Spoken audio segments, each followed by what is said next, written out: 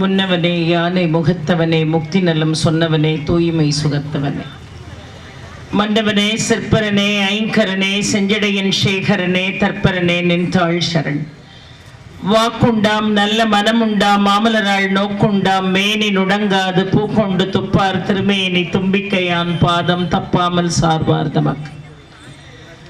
மூவிரு முகங்கள் போற்றி முகம் பொழி கருணை போற்றி ஏவரும் துதிக்க நின்ற ஈராறு தோள் போற்றி காஞ்சி மாவடி வேகும் செவ்வேள் மலரடி போற்றி அன்னார் சேவலும் மயிலும் போற்றி திருக்கைவேல் போற்றி போற்றி. உத்தமை புதல்வன் என்று விநாயகப் பெருமானுடைய பெருமைகளை உங்கள் மத்தியிலே நான் பேசுவதற்காக வருகை தந்திருக்கிறேன். உங்களை எல்லாம் பார்த்ததிலே மட்டற்ற மகிழ்ச்சி. அதிலும் இவ்வளவு திரளாக இந்த இடத்திலே பக்த கோடிகள் ஒன்றாக அமர்ந்திருக்கக்கூடிய காட்சி கண்கொள்ளா காட்சியாக இருக்கிறது. அதிலும் இந்த ஆலயத்தினுடைய வரலாறை கடந்த காலத்தை நினைத்து பார்க்கின்ற பொழுது ஆச்சரியமாக இருக்கிறது. இன்றைக்கு மிக அருமையாக நீங்கள் எல்லோரும் ஒன்றாக இணைந்து திருப்பணியை செய்து கொண்டிருக்கிறீர்கள். ஒரு காலத்தில் 2005 ஒரு 150 வீடுகள் தான் இந்த பகுதியில் இருந்ததாக ஒரு கேள்வி. அப்பொழுது இங்கே வசித்து வந்த ஒரு பெரியவர் முருகேச பிள்ளை என்றவருடைய பெயர், நம்முடைய அருமை சகோதரர் தினமலர் ஸ்ரீனிவாசன் அவர்களிடம் இந்த கோடீஸ்வரன் நகரிலே ஒரு பிள்ளையார் ஆலயம் வேண்டும் வழிபாட்டுக்கு என்று சொன்னார்களாம். அதற்கென்ன நிச்சயமாக அந்த ஆலயத்தை நிர்மாணித்து விடலாம் என்று அவர்கள் சொன்னார்கள். ஏனென்று சொன்னால் தினமலர் ஸ்ரீனிவாசன் அவர்கள் மிகச்சிறந்த ஆலய பணிகளில் தன்னை ஈடுபடுத்திக் கொண்ட ஒரு ஆன்மீக அருட்செல்வர். இந்த திருநெல்வேலியை சுற்றி உள்ள எந்த கோயிலாக இருந்தாலும் சரி, தரிசனத்துக்கு வருகிறோம் என்று சொன்னால் எவ்வளவு வேலை இருந்தாலும் வாருங்கள் நான் அழைத்து செல்கிறேன் என்று சாமியை கொண்டு போய் பக்கத்துல நிறுத்தி காட்டுவாங்க. இந்த திருவேங்கடநாதபுரத்திற்கெல்லாம் அவர்களுடைய அனுகிரகத்தினால் பலமுறை எங்கள் குடும்பமே வந்து தரிசனம் செய்திருக்கிறது. அந்த ஆன்மீக பணியை செய்வதிலே அவர்களுக்கு அத்துணை பெரிய ஒரு ஈடுபாடு. அவர்களிடம் வந்து முருகேசன் பிள்ளை கேட்டவுடன் அதனால் என்ன ஒரு ஆலயத்தை நாம் கட்டிவிடலாம், அதற்கு நிச்சயமாக விநாயகப் பெருமான் வழிவிடுவார் என்று இங்கே வள்ளல் தன்மை நிறைந்த கோடீஸ்வரன் மணி அவர்களிடம் இந்த செய்தியை போய் சொன்ன போது அவர்கள் இந்த கோடீஸ்வரன் நகரிலே தென் பகுதியிலே அதற்கென்று ஒரு இடத்தை நாம் ஒதுக்கி விடலாம் என்று சொன்னார்களாம். அப்ப அருமை சகோதரர் ஸ்ரீனிவாசன் அவர்கள் கேட்டாங்களா, இல்ல ஆலயம் இந்த கோடீஸ்வரன் நகரினுடைய முகப்பிலே அமைய வேண்டும், அப்போதுதான் எல்லோரும் வந்து வழிபாடு செய்ய அது வசதியாக இருக்கும் என்று சொன்னவுடன் அதனால் என்ன அப்படியே செய்து விடலாம் என்று அதற்கென்று இடத்தை கொடுத்து இன்றைக்கு ஆலயம் இந்த அன்பர்களுடைய கைங்கரியத்தினால் மிக பிரம்மாண்டமாக இருக்கிறது. அப்ப இந்த ஆலயத்தை கட்ட வேண்டும் என்று நினைக்கிறார்கள். இடம் கிடைத்து விட்டது, ஆனா பிள்ளையார் இன்னும் கிடைக்கணும் இல்லையா? அவர் நினைச்சாதான் அவர் இங்க வருவார். திரு மணி அவர்களை சந்தித்து அருமை சகோதரர் ஸ்ரீனிவாசன் அவர்கள் சொன்னார்களா, இந்த ஆலயத்துக்கு இடம் கொடுக்கிறேன்னு சொல்றீங்க, சீக்கிரம் கொடுத்துருங்க, ஆலயத்தை கட்ட வேண்டும். நான் பெயரெல்லாம் கூட முடிவு செய்து வைத்து விட்டேன் என்று சொன்னார்களா. எவ்வளவு ஆச்சரியம் பாருங்கள். உடனே அவர் கேட்டாரா, என்ன பெயர் என்று கேட்டாரா. கோடீஸ்வர விநாயகர் என்று பெயர் வைக்க போகிறோம் என்று சொன்னார்கள். உடனடியாக அவர்கள் இந்த இடத்தை கொடுத்து இதிலே ஆலயம் வரப்போகிறது என்று ஒரு முழு திருப்தியோடு எல்லோரும் செயல்பட்டு கொண்டிருக்கிறார்கள். இப்ப விநாயகர் வேணும். அருமை சகோதரர் ஸ்ரீனிவாசன் அவர்கள் ஏதோ ஒரு அலுவலக வேலையின் நிமித்தமாக தென்காசியை நோக்கி செல்கின்ற பொழுது ஒரு குளக்கரையிலே 2 விநாயகர் இருக்கார். அதான் தெய்வ சங்கல்பம். நம்ம கையில எதுவுமே இல்லை. அந்த விநாயகரை தூக்கிட்டு வந்து ஒரு விநாயகர் இங்க வச்சுட்டு இன்னொரு விநாயகர் கார் ஓட்டுநர் நான் கொண்டு போறேன்னு டிரைவர் எடுத்துட்டு போயிட்டாரு. அதான் வரலாறு, இந்த ஆலயத்தினுடைய வரலாறு. பிள்ளையார கொண்டு வந்து ஒரு பீடத்து மேல வைக்கணும். அந்த காலத்துல 2005 இங்க இருந்த பெண்கள் எல்லாம் செங்கலால ஒரு பீடத்தை டெம்பரவரியா உடனே ஏற்பாடு செய்து அதன் மீது இந்த பிள்ளையாரை வைத்து, இந்த குழந்தைகள் பிறந்த உடனே அது காதல போய் பேர் சொல்லுவோம் பாருங்க, அதை போல கோடீஸ்வர விநாயகர் போற்றி போற்றின்னு அவ்வளவு வேற விநாயகரை கொண்டாடினார்கள். ஆனா கொஞ்ச நாள்ல அந்த பிள்ளையார் என்ன செஞ்சார்? காணாம போயிட்டார். அதெல்லாம் அவருடைய திருவிளையாடல், அதெல்லாம் ஒண்ணுமே செய்ய முடியாது. அவர் காணாம போனோன்னா ஐயோ வழிபாடு பாதியில நின்று போய் விடக்கூடாதே என்று அருமை சகோதரர் முத்துராஜ் அவர்களுடைய வீட்டில இருந்து ஒரு விநாயகரை கொண்டு வந்து வச்சு வழிபாட்டை செய்தார். இதுல ரொம்ப ஆச்சரியமான ஒரு விஷயம் என்னன்னா, இந்த ஆலயத்தை கட்டணும் கேட்டுக்கிட்டே இருந்தார் பாருங்க முருகேச பிள்ளை அவர்கள்.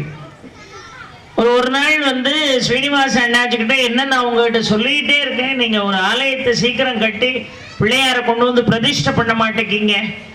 உடனே ஐயா சொல்றாங்க, அது என்ன சாதாரண காரியமா? தெய்வ காரியம், உடனே நடந்துருமா? அவருடைய சங்கல்பம் வேண்டாமா? அதெல்லாம் எனக்கு தெரியாது. நாளை நின்று சங்கடகர சதுர்த்தி பிள்ளையார் இங்க வந்தே ஆகணும் அப்படின்னாரா. அப்ப ஸ்ரீனிவாசன் அவர்களுக்கு மிகவும் ஆச்சரியமாக இருந்ததா. அது எப்படி உடனே பிள்ளையார் வருவார்னு அருமைக்கும் பாராட்டுதலுக்கும் உரிய எங்கள் அன்பு சகோதரர் சோனா வெங்கடாச்சலம் அவர்களை இப்பொழுது நாங்கள் வணங்குகிறோம், வரவேற்கிறோம். நாளை நின்று பிள்ளையார் வந்தே ஆகணும் சங்கடகர சதுர்த்திக்கு அப்படின்னு சொன்ன உடனே ஸ்ரீனிவாசன் சொன்னாங்களா, இது நடக்கிற விஷயமா? நாளை நின்று உடனே பிள்ளையார் எப்படி வருவார் அப்படின்னு சொல்லிட்டு அலுவலக பணிக்காக தென்காசிக்கு போகும்போதுதான் குளக்கரையில 2 பிள்ளையாரை பாக்குறாங்க. அப்ப இதெல்லாம் யாருடைய சித்தம்? இறைவனுடைய சித்தம் இல்லாம, கோடீஸ்வர விநாயகருடைய சித்தம் இல்லாம இதெல்லாம் நடக்குமா? நடக்கிறதுக்கு வாய்ப்பே இல்லை. அதற்கு பிறகு அந்த பிள்ளையார் காணாம போய் அப்புறம் முத்துராஜ் அவர்களுடைய வீட்டில இருந்து ஒரு பிள்ளையாரை கொண்டு வந்து வச்சு இவ்வளவு பிரம்மாண்டமாக இங்கே விழாவை இந்த பேரவையினுடைய தலைவர், இந்த பேரவையினுடைய புரவலர்கள், உறுப்பினர்கள் எல்லாரும் சேர்ந்து இதுவரைக்கும் ரொம்ப பயபக்தியோடு நடத்துகிறார்கள் என்று சொன்னால் தெய்வ சங்கல்பம் இல்லாமல் இது நடப்பதற்கு வாய்ப்பு என்பதே இல்லை. எத்தனையோ பேச்சாளர்கள் இருக்காங்கல்ல, நாடறிந்த பேச்சாளர்கள் உலகம் முழுதும் இருக்காங்க. ஆனா அந்த கோடீஸ்வர விநாயகர் என்ன இதோட 3வது முறையாக இங்கே அழைத்திருக்கிறார். முதல்ல என்ன நீங்க அழைக்கும் போது எனக்கு அந்த தேதி இருக்கணும் கடவுள் புண்ணியத்துல. ஆனா அந்த தேதி இருக்கு, வருவதற்குரிய வாய்ப்பு உருவாகிறது. எல்லாமே இறைவனுடைய சித்தம். அதை போல எவ்வளவோ பேர் கையில நிரம்ப பணம் வைத்திருப்பார்கள், கோடீஸ்வரனாக இருப்பார்கள். ஆனா யாருகிட்ட பணத்தை வாங்கி, எப்ப வாங்கி, எதற்காக வாங்கி, எவ்வளவு வாங்கி இந்த காரியத்தை செய்யணும்னு முடிவு பண்றது புரவலரோ கமிட்டியோ இந்த ஊர் பெரியோர்களோ அல்ல, விநாயக பெருமான். அவர் நினைச்சாதான் இந்த மாதிரி ஒரு காரியம் நடக்கும். ஒரு கும்பாபிஷேகத்தை நடத்தணும்னா 7 தலைமுறை புண்ணியம் சேர்ந்திருக்கணும். அவர்களால மட்டும்தான் இதை போன்ற கும்பாபிஷேகங்களை நடத்த முடியும்.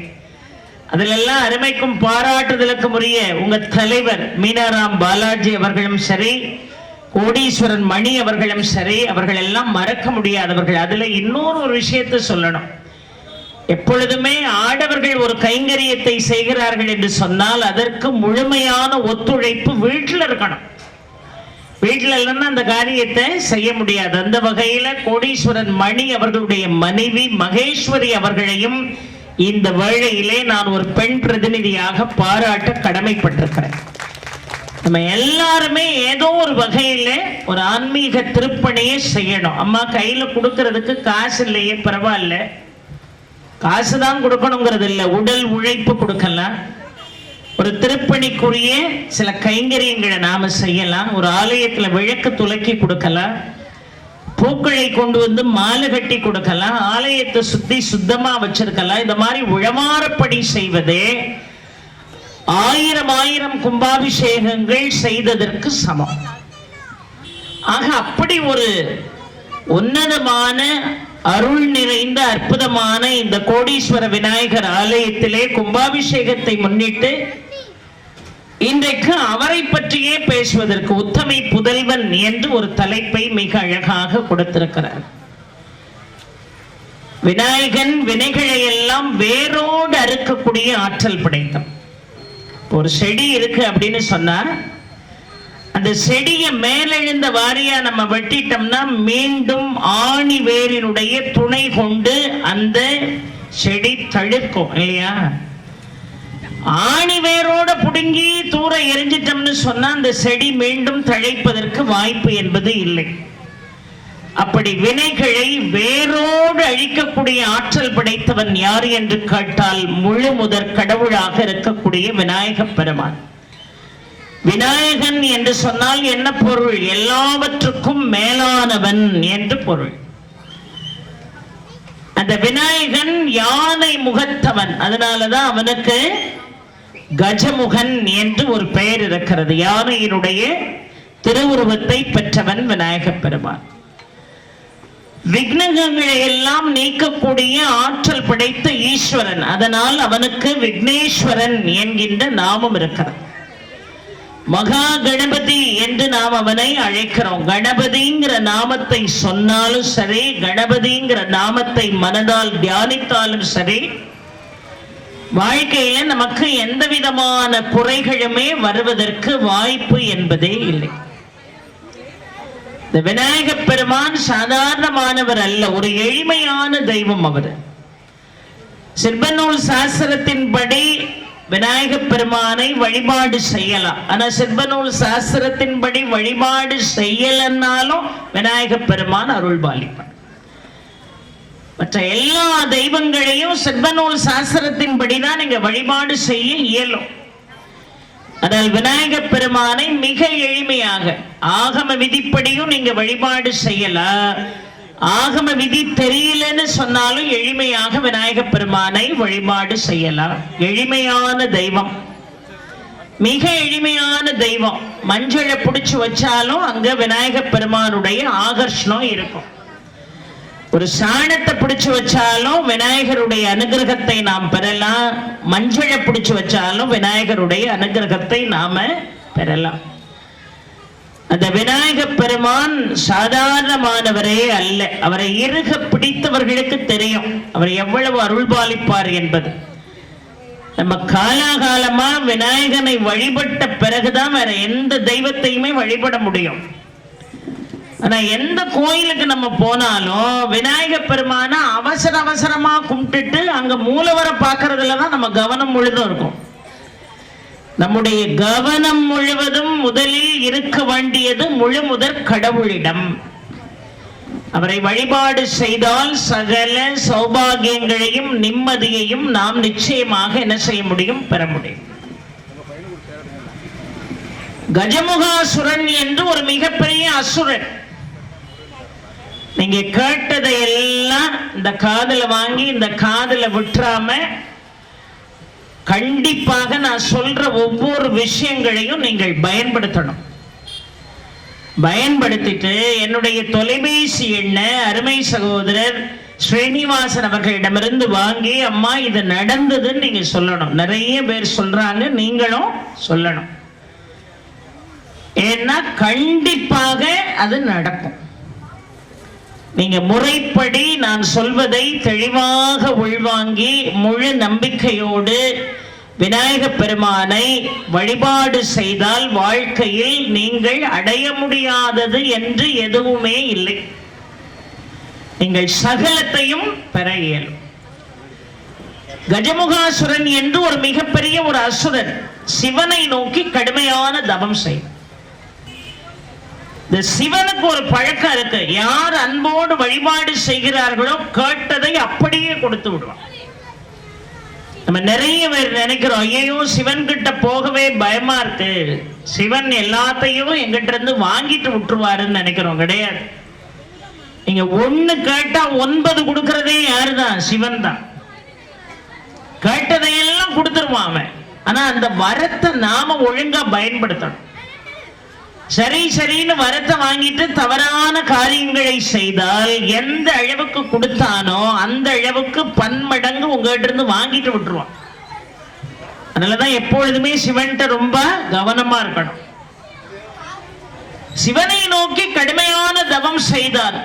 எத்தனையோ வரங்களை வாரி வழங்கினான் சிவன் கஜமுகாசுரனுக்கு. அந்த வரத்தை வாங்கிட்டு ஒழுங்கா இல்லாம என்னென்ன அட்டூழியம் பண்ண முடியுமோ அவ்வளவும் பண்ணான். தேவாதி தேவர்களை எல்லாம் மிகப்பெரிய கொடுமைக்கு ஆளாக்கிறான். அவர்களுடைய கொடுமை சாதாரணமான கொடுமை அல்ல. புதுசு புதுசா யோசித்து தேவாதி தேவர்களை கொடுமைப்படுத்துவான். இந்த கஜமுகாசுரன் இவ்வளவு கொடுமைப்படுத்துறானே, அவன்றிருந்து இந்த தேவாதி தேவர்களை எல்லாம் காக்க வேண்டும் என்று இறைவன் சிவன் நினைத்தான். ஏன்னா வரத்தை கொடுத்தது அவன் தானே. நம்மிடமிருந்தே ஆயிரம் வரங்களை பெற்றுவிட்டு அந்த வரங்களை எல்லாம் தவறான முறையிலே இவன் பயன்படுத்துகிறானே என்று சிவன் நினைத்தான். ஏன்னா இவன் என்ன செஞ்சான் தெரியுமா? எல்லாரையும் கூப்பிட்டு, தேவாதி தேவர்களை கூப்பிட்டு அவரவர்களுக்கு ஒரு இழிவான வேலையை கொடுத்தான். இழிவான வேலையை கொடுத்தது மட்டுமில்ல, கடுமையான வேலையை செஞ்சுட்டு வந்து தான் முன்னாடி நின்று ஒரு வேளைக்கு 1008 தோப்புக்கரணம் போடணும். இவன் முன்னாடி ஒரு வேளைக்கு 1008 தோப்புக்கரணம்னா 3 வேளைக்கு 3024 தோப்புக்கரணம் ஒரு நாள் போடணும். நம்மளால 3 தோப்புக்கரணம் போட முடியுமா? 3024 தோப்புக்கரணம் போடணும். என்ன ஆவாங்க தேவாதி தேவர்கள் எல்லாரும் போய் முதல்ல பிரம்மாட்ட முறையிட்டார்கள். சிவன் வரங்கள் இப்படி அள்ளி கொடுத்துட்டாரு, கஜமுகாசுரன் இந்த ஆட்டம் போடுறானே.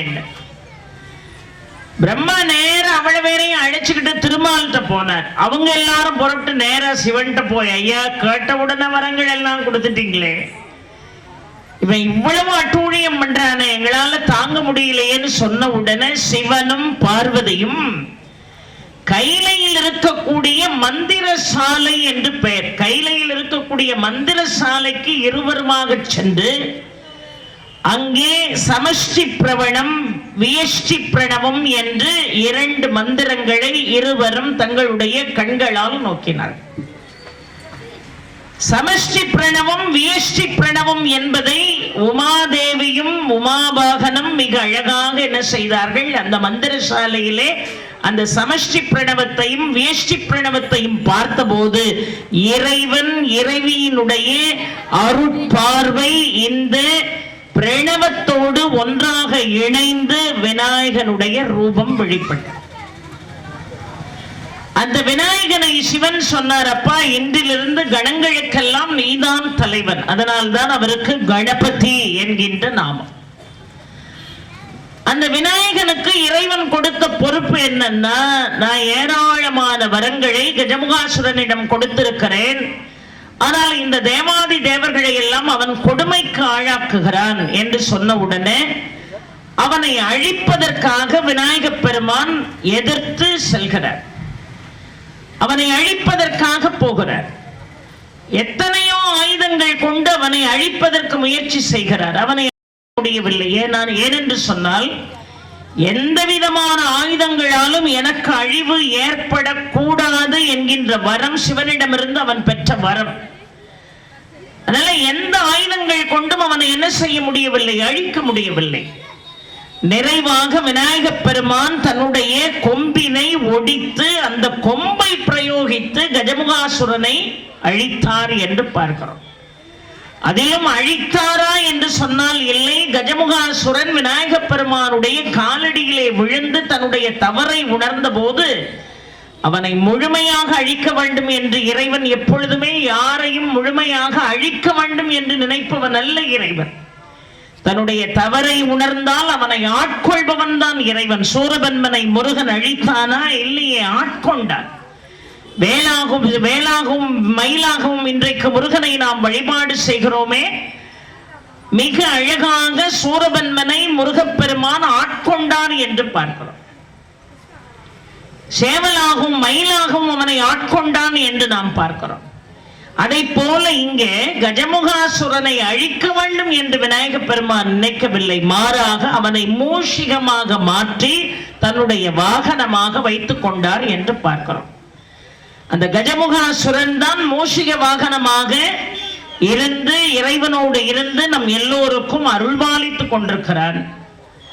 இந்த தேவாதி தேவர்கள் எல்லாம் இந்த கொடுமையிலிருந்து விடுபட்ட உடனே விநாயகனுக்கு நன்றி சொல்லி தன்னுடைய கரங்களை கொண்டு காதுகளை பிடித்துக் கொண்டு அவர்கள் முன்னிலையிலே விநாயகர் முன்னிலையிலே 3024 தோப்பு கர்ணத்தை போட ஆரம்பித்தார்கள்.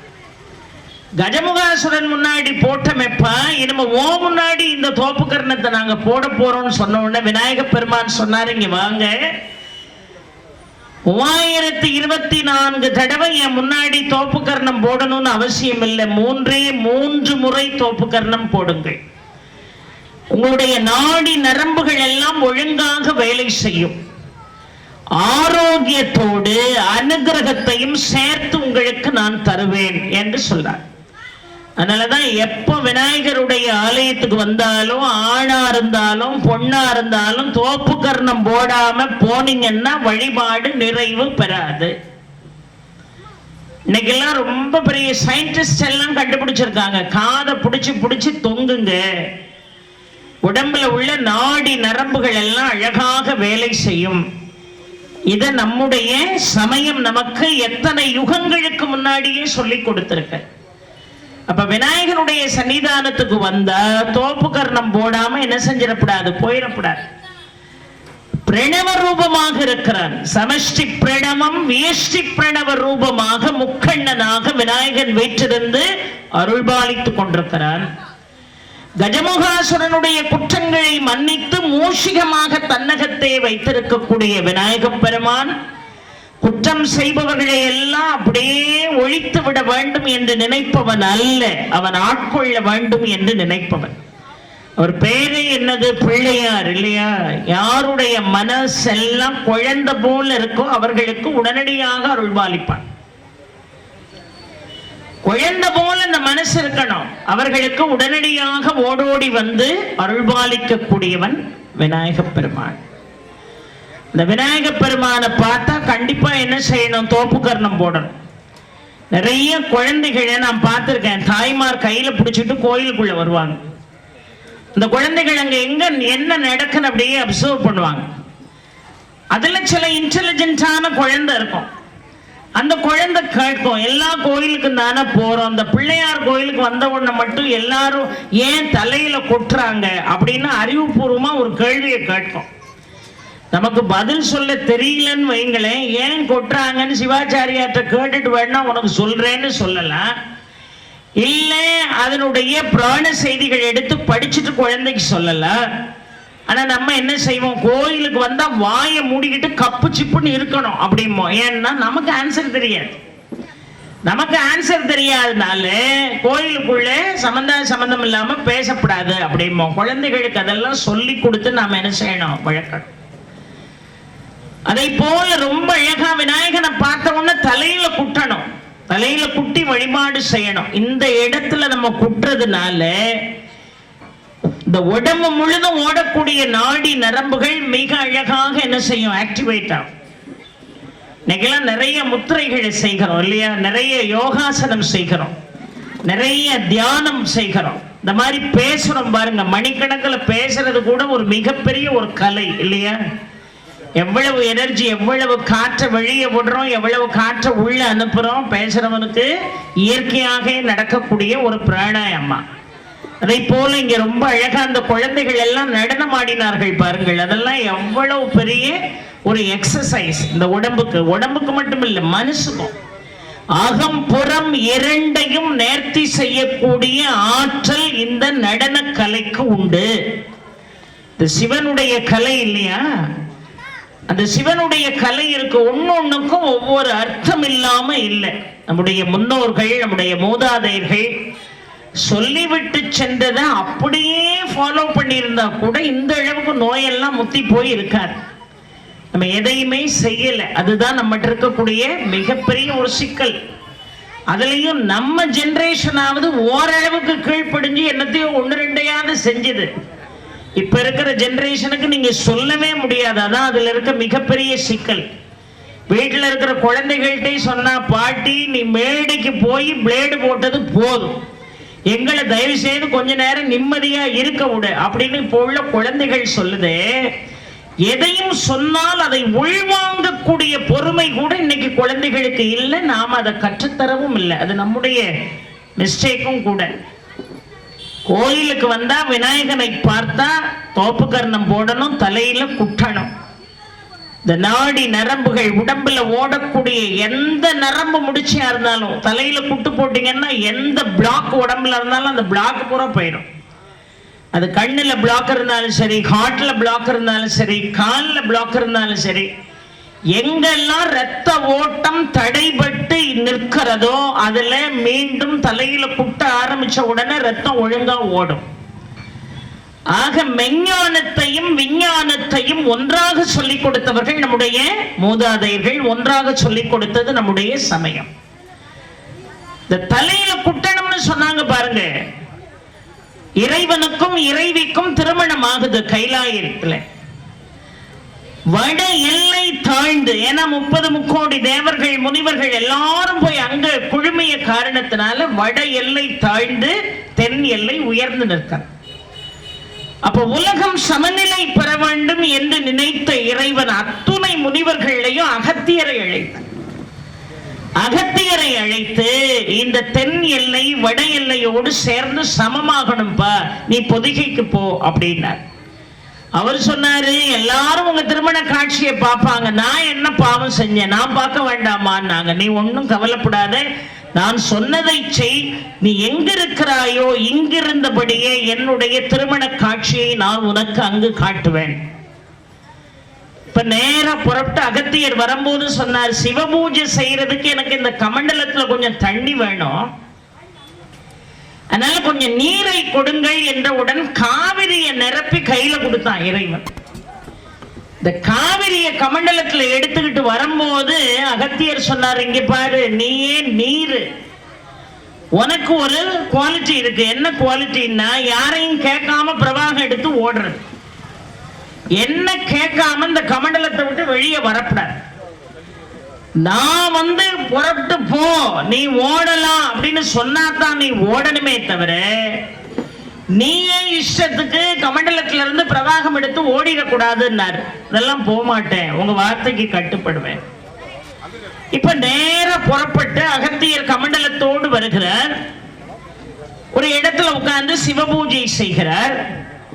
விண்ணுலகத்திலிருந்து மண்ணுலகத்திற்கு புறப்பட்டு வந்தான் 30 முக்கோடி தேவர்களின் தலைவனாக விளங்கக்கூடிய இந்திரன். அந்த இந்திரன் சீர்காழிக்கு அருகிலே ஒரு நந்தவனத்தை ஏற்படுத்தி சிவபூஜை செய்து கொண்டிருக்கிறான். ஆனா மழையே இல்லாமல் எங்கு பார்த்தாலும் வறட்சி. ஆக மழை வேண்டி வர்ணனை வேண்டுனா, எப்படியாவது மழை வரணும், இந்த நந்தவனம் செழிக்கணும், நான் சிறப்பாக சிவபூஜை செய்ய வேண்டும் என்று வேண்டினான். ஆனா தண்ணி இல்லை. இப்ப வேண்டியவுடன் நாரதர் சொன்னாரு, கவலையே படாத, ஒரே ஒரு ஆள் கையில தண்ணி இருக்கு, அந்த தண்ணி மட்டும் கமண்டலத்தை விட்டு வெளியே வந்துட்டா இந்த சீர்காழி பகுதியே மிக அழகாக செழித்து விடும். அப்ப அது யார் கையில இருக்கு அந்த கமண்டலம்னு இந்திரன் கேட்டான். வேற யார் கையிலையும் இல்லை, அகத்தியர் கையில இருக்கு. இப்ப அகத்தியர் கையில இருக்கக்கூடிய கமண்டலத்திலிருந்து காவிரி நீர் புறப்பட்டு அவர் கட்டளையிட்டா தான் வெளியே வரும். என்ன செய்யன்னு யோசித்தான் இந்திரன். கணபதியை நினைத்து கடுமையான தவம் செய்தான். அந்த கமண்டலத்தில் இருக்கிற தண்ணி பூமியில எப்படியாவது பாயணும்னு கேட்டான். இப்ப விநாயக பெருமான் காக ரூபம் எடுத்து ஒரு காகமாக கமண்டலத்து மேல உட்கார்ந்தார். இப்ப காகம், இப்ப நம்மளே வீட்டுல ஏதாவது ஒண்ணு காய வச்சிருக்கோம், காகம் உட்கார்ந்து ஒரு அரிசி எடுக்குன்னு வைங்க, அப்படிம்போம்ல, சோ ஓ அப்படின்னு சொல்லுவோம்ல, அத மாதிரி அகத்தியரும் கமண்டலத்து மேல காக்கா உட்கார்ந்த உடனே சோ ஓ அப்படின்னாரு பாருங்க. காவிரி கமண்டலத்துக்குள்ள இருந்த காவிரி நினைச்சுதான் நம்மளதான் பாய சொல்றாரு போலன்னு அது பாட்டுக்கு பாய ஆரம்பிச்சுட்டு இப்ப அந்த பகுதி முழுவதும் செழிக்க ஆரம்பித்ததா. அகத்தியர் என்ன செஞ்சாரா, இந்த காக்காவால இந்த கமண்டலத்துக்குள்ள உள்ள தண்ணி போயிட்டு அப்படின்னு நினைச்சுக்கிட்டு இருக்கும் போது ஒரு சிறுவனாக விநாயகப் பெருமான் அகத்தியருக்கு காட்சி கொடுத்தாரா. சிறுவனாக காட்சி கொடுத்தவனை பார்த்து, நீ எங்கிருந்து மாயம் செய்ய வந்திருக்கிறாய்? காகத்து ரூபத்துல வந்து என் கமண்டலத்துக்குள்ள இருக்கக்கூடிய இந்த காவிரி நீரை என்னையே கை நீட்டி ஓடும்படியாக செய்து விட்டாயேன்னு சொல்லி ஓங்கி அந்த குழந்தையினுடைய தலையில குட்ட வந்தார். ஓங்கி தலையில விரட்டி விரட்டி குட்ட வந்த போது தன்னுடைய சுயரூபத்தை விநாயகர் காட்டினார் அகத்தியருக்கு. உடனே என்ன செய்தாரு அகத்தியர்? விநாயகனுடைய பாதங்களிலே விழுந்து, வந்திருப்பது தெய்வம் என்று அறியக்கூடிய ஆற்றல் கூட இல்லாமல் சாதாரண காகம் என்று நினைத்து, அந்த காகம் சிறுவனாக மாறிய போது மாயச்சிறுவன் என்று நினைத்து, உன்னை நான் தலையில் கொட்ட வந்தேனே, இந்த குற்றம் என்னை விட்டு எப்படி நீங்கும் என்று அகத்தியன் அழுத போது விநாயகப் பெருமான் சொன்னார், அகத்தியனே கவலை கொள்ளாதே, உன்னை போல என்னுடைய தலையில் நீ குட்ட வந்தது போல அவனுடைய சென்னியிலே குட்டிக் கொண்டான் என்று சொன்னால் அவன் சகல சௌபாகியங்களையும் என்னை வழிபடுவதின் வாயிலாக பெறுவான் என்று சொன்னார். அதனாலதான் விநாயகருடைய ஆலயத்துக்கு வந்தா எதை முதல்ல செய்யறமோ செய்யலையோ தோப்பு கர்ணத்தை போடணும், தலையில நம்ம குட்டணும். விநாயகனுக்குரிய பிரதானமான விஷயங்கள் நமக்கு கண்டிப்பாக தெரியணும். நம்ம கையில விதவிதமான மலர்கள் இருக்கலாம். வாசம் நிறைந்த மலர்கள் எத்தனை வேண்டுமானாலும் அர்ச்சனை செய்வதற்கு நம் கையில இருக்கலாம். ஆனால் விநாயகப் பெருமான் அருகில்லாத அர்ச்சனையை நான் ஏற்றுக்கொள்வதில்லை என்று வாக்கு கொடுக்கிறார். அருகம்புல்லே நிச்சயமாக கொண்டு வந்து என்ன செய்யணும்? அர்ச்சனை செய்யணும். ஒரு அருகு இருந்தா கூட போதும், 1000 அருகு கையில இருக்கணுங்கிற அவசியம் இல்லை. ஏன்னா அந்த அருகினுடைய பெருமை சாதாரணமானதே அல்ல. யமதர்மன் துலோத்துமை மீது காமவயப்பட்டு எழுந்து செல்லுகின்ற வேளையிலே தன்னையும் அறியாமல் வெளிப்பட்ட அவனுடைய உயிர் அணுவிலிருந்து தோன்றியவன் தான் அனலாசுரன். எப்பொழுதுமே நல்ல குழந்தைகளே தாய் தந்தை நல்ல முறையில் கூடி பெறணும். சிந்தனைகள் சரியில்லாமல் ஒரு கணவனும் மனைவியும் கூடி ஒரு குழந்தை பிறந்தா அவன் குழந்தையா இருக்க மாட்டான், பேயா இருப்பான், பிசாசா இருப்பான், குட்டிச்சாத்தானா இருப்பான். நல்ல எண்ணங்களோடும் நல்ல இறை சிந்தனையோடும் தான் ஒரு தாய் தந்தையினுடைய சங்கமிப்பே நிகழணும். இப்ப முழுக்க முழுக்க தீய சிந்தனையோடு எழுந்து சென்றான் யமதர்மன் துலோத்துமையோடு கூடுவதற்காக. அவனுடைய உயிரணுவில் இருந்து மிக கொடுமையான ஒரு குழந்தை, பேரு அனலாசுரன் பேரு. கலப்பை போன்ற பற்கள், உடம்பு முழுதும் பார்த்தீங்கன்னா நீள நீள ரோமங்கள், அந்த ரோமங்கள் நெருப்பை கொப்பளித்துக் கொண்டிருக்கிறது. அவ்வளவு கொடுமையானவன். எல்லாரையும் 30 கோடி தேவர்கள் சகலரையும் ஓட ஓட விரட்டினான். ஏன் தந்தையாக இருக்கக்கூடிய யமதர்மனே ஓடி ஒளிஞ்சான் அனலாசுரனுக்கு பயந்து. எல்லாரும் போய் விநாயகப் பெருமானிடம் முறையிட்டார்கள். இவனுடைய கொடுமையை தாங்க முடியல. ஏன்னா யாரை பார்த்தாலும் தூக்கி விழுங்கிடுவான், யாரை பார்த்தாலும் தூக்கி விழுங்கிடுவான். இவனுடைய கொடுமையிலிருந்து எப்படி தப்பிக்கிறதுன்னு எல்லா தேவாதி தேவர்கள் எல்லாரும் போய் விநாயகப் பெருமானிடம் முறையிட்டார்கள். விநாயகன் புறப்பட்டு தேவலோகத்துக்கு போனார். அங்கேயும் அனலாசுரன் இந்த தேவாதி தேவர்களை தேடிக்கொண்டு வந்தானா. எல்லாரும் விநாயகர் பின்னாடி போய் ஒளிந்து நின்றார்கள். அப்போ விநாயகர் சொன்னாரா, ஏம்பா அனலாசுர, போற வார எல்லாரையும் புடிச்சு புடிச்சு புடிச்சு புடிச்சு வெளியே உள்ளவனை பூரா உன் வயிற்றுக்குள்ள அனுப்பிக்கிட்டு இருக்கியே, ஏன் வயிற்றுக்குள்ளே உன் கண்ணுக்கு தெரியாத எத்தனையோ அண்ட சராசரங்கள் இருக்கிறது. அந்த அண்ட சராசரங்களிலே எத்தனையோ ஜீவராசிகள் உயிரோடு இருக்கிறது. நீ வெளியே உள்ளவங்களை எல்லாம் ருசி பார்த்து கொண்டிருக்கிறாயே, என் வயிற்றுக்குள்ள இருப்பவர்களையும் நீ விட்டு வைக்கலாமா? தாராளமாக ருசி பார்ப்பதற்கு இங்கே வா என்று தன்னுடைய துதிக்கையால் அனலாசுரனை செங்குத்தாக தூக்கி வாய்க்குள்ள போட்டு விழுங்கிட்டார். இப்ப அனலாசுரன் என்ன செஞ்சான்? விநாயகப் பெருமானுடைய வயிற்றுக்குள்ள போயிட்டான். உடல் முழுவதும் அக்னியை கொப்பளிக்கக்கூடியவனவன். இப்ப அக்னியினுடைய கொடுமையை விநாயகப் பெருமானாலே தாங்க முடியல. அனலாசுரனுடைய உடல் முழுவதும் அக்னியை கொப்பளித்துக் கொண்டிருக்கிறது. இந்த வயிற்றுக்குள்ள போன உடனே விநாயக பெருமானாலே அந்த வெப்ப நோயை தாங்க முடியல. அந்த வெப்பத்தை எப்படியாவது தணிக்கணுங்கிறதுக்காக சந்திரன் தன்னுடைய அமுத தாரகைகளை எல்லாம் பொழிந்தார். இந்த வெப்பம் தணியல. சிவபெருமான் தன்னுடைய கழுத்திலே கிடந்த நாகத்தை எடுத்து அவருடைய வயிற்றிலே சுற்றினான். அந்த வெப்பம் தணியல. திருமால் 1000 தாமரை மலர்களை கொண்டு வந்து அவருக்கு அர்ச்சித்தான். அந்த அக்னி அதனுடைய கொடுமை நீங்கல. வருண பகவான் குளிர்ந்த நீரால் அவரை அபிஷேகம் செய்தார். அப்போது அந்த அக்னியினுடைய கொடுமை அவரால் தாங்க முடியல. கடைசியாக 80,000 முனிவர்கள் ஆளுக்கு 21 அருகு வீதம் விநாயக பெருமானுடைய தலையிலிருந்து பாதம் வரைக்கும் அந்த அருகை சொரிய ஆரம்பித்த பிறகுதான் அந்த வெப்பம் தணிந்தது. ஆக அந்த வெப்ப நோயிலிருந்து தன்னை விடுவித்துக் கொண்ட விநாயகன் இந்த உலகத்திற்கு சொன்னது, என்னை யார் வழிபட்டாலும், எத்தனை மலர்கள் கொண்டு என்னை அர்ச்சித்தாலும் அருகில்லாத வழிபாட்டிற்கு நான் தலை வணங்குவதில்லை. இந்த உலகத்தினுடைய நோயை, அகநோயை, புறநோயை நீக்கக்கூடியவன் யாரு? கணபதி இல்லையா? எல்லாவற்றுக்கும் முழுமுதற் கடவுள். அவனுடைய வெப்ப நோயை நீக்குவதற்கு உறுதுணையாக இருந்த இந்த அருகை கொண்டு வந்து என்னை வழிபாடு செய்தால்தான் உங்களுடைய வழிபாடு பூர்த்தியாகும் என்று விநாயகனை வாக்கு கொடுக்கிறார். அதனாலதான் நீங்க எவ்வளவு பெரிய ரோஜா மாலை வாங்கிட்டு வந்தாலும் சரி, தாமரை மாலை வாங்கிட்டு வந்தாலும் சரி, 2 அருகோட கோயிலுக்குள்ள நிச்சயமாக வரணும். அருகுக்கு அவ்வளவு பெரிய ஒரு சக்தி இருக்கிறது, சாதாரணமான சக்தி அல்ல. அந்த அருகை தினமும் வழிபாடு செய்தார்கள். அந்த அருகினுடைய பெருமையை கவுண்டினியர் தன்னுடைய மனைவிக்கு தினமும் எடுத்து சொன்னார். இந்த பெருமைகளை எல்லாம் ரொம்ப அழகா பல அருகினுடைய தன்மைகளை எல்லாம் கேட்டுக்கொண்டே இருந்தார்கள். திரீசரன் என்பவனுடைய வீட்டுக்கும் விரோசனை என்பவனுடைய வீட்டுக்கும் தான் முதல்ல விநாயகர் வருவார். அவங்க 2 பேரும் ரொம்ப கஷ்டப்பட்ட ஒரு தம்பதியர்கள். அவங்க வீட்டுக்கு வந்து அந்த அருகம்புல்லை நைவேத்தியம் செய்த அந்த அருகம்புல்லை சாப்பிட்டு அந்த அருகம்புல்லினால் அவருக்கு மன திருப்தி ஏற்பட்டு அந்த பகுதியில் இருக்கக்கூடியவர்கள் அத்துணை பேரும் செல்வ செழிப்பாக மாறினார்கள் என்கின்ற உண்மை செய்தியை கவுண்டினியர் ரொம்ப அழகா யாருக்கு சொல்றாரு? அவருடைய மனைவி, ஆசிரியாக இருக்கக்கூடிய மனைவிக்கு சொல்றாரு. அம்மா, இந்த மாதிரி மிதிலையில ஒரு சம்பவம் நடந்தது. விநாயக பெருமான் நேரா புறப்பட்டு திரீசரன் வீட்டுக்கும் விரோசனை வீட்டுக்கும் போனாரு. அவங்க 2 அருகை கொடுத்தாங்க, வாங்கி சாப்பிட்டாரு.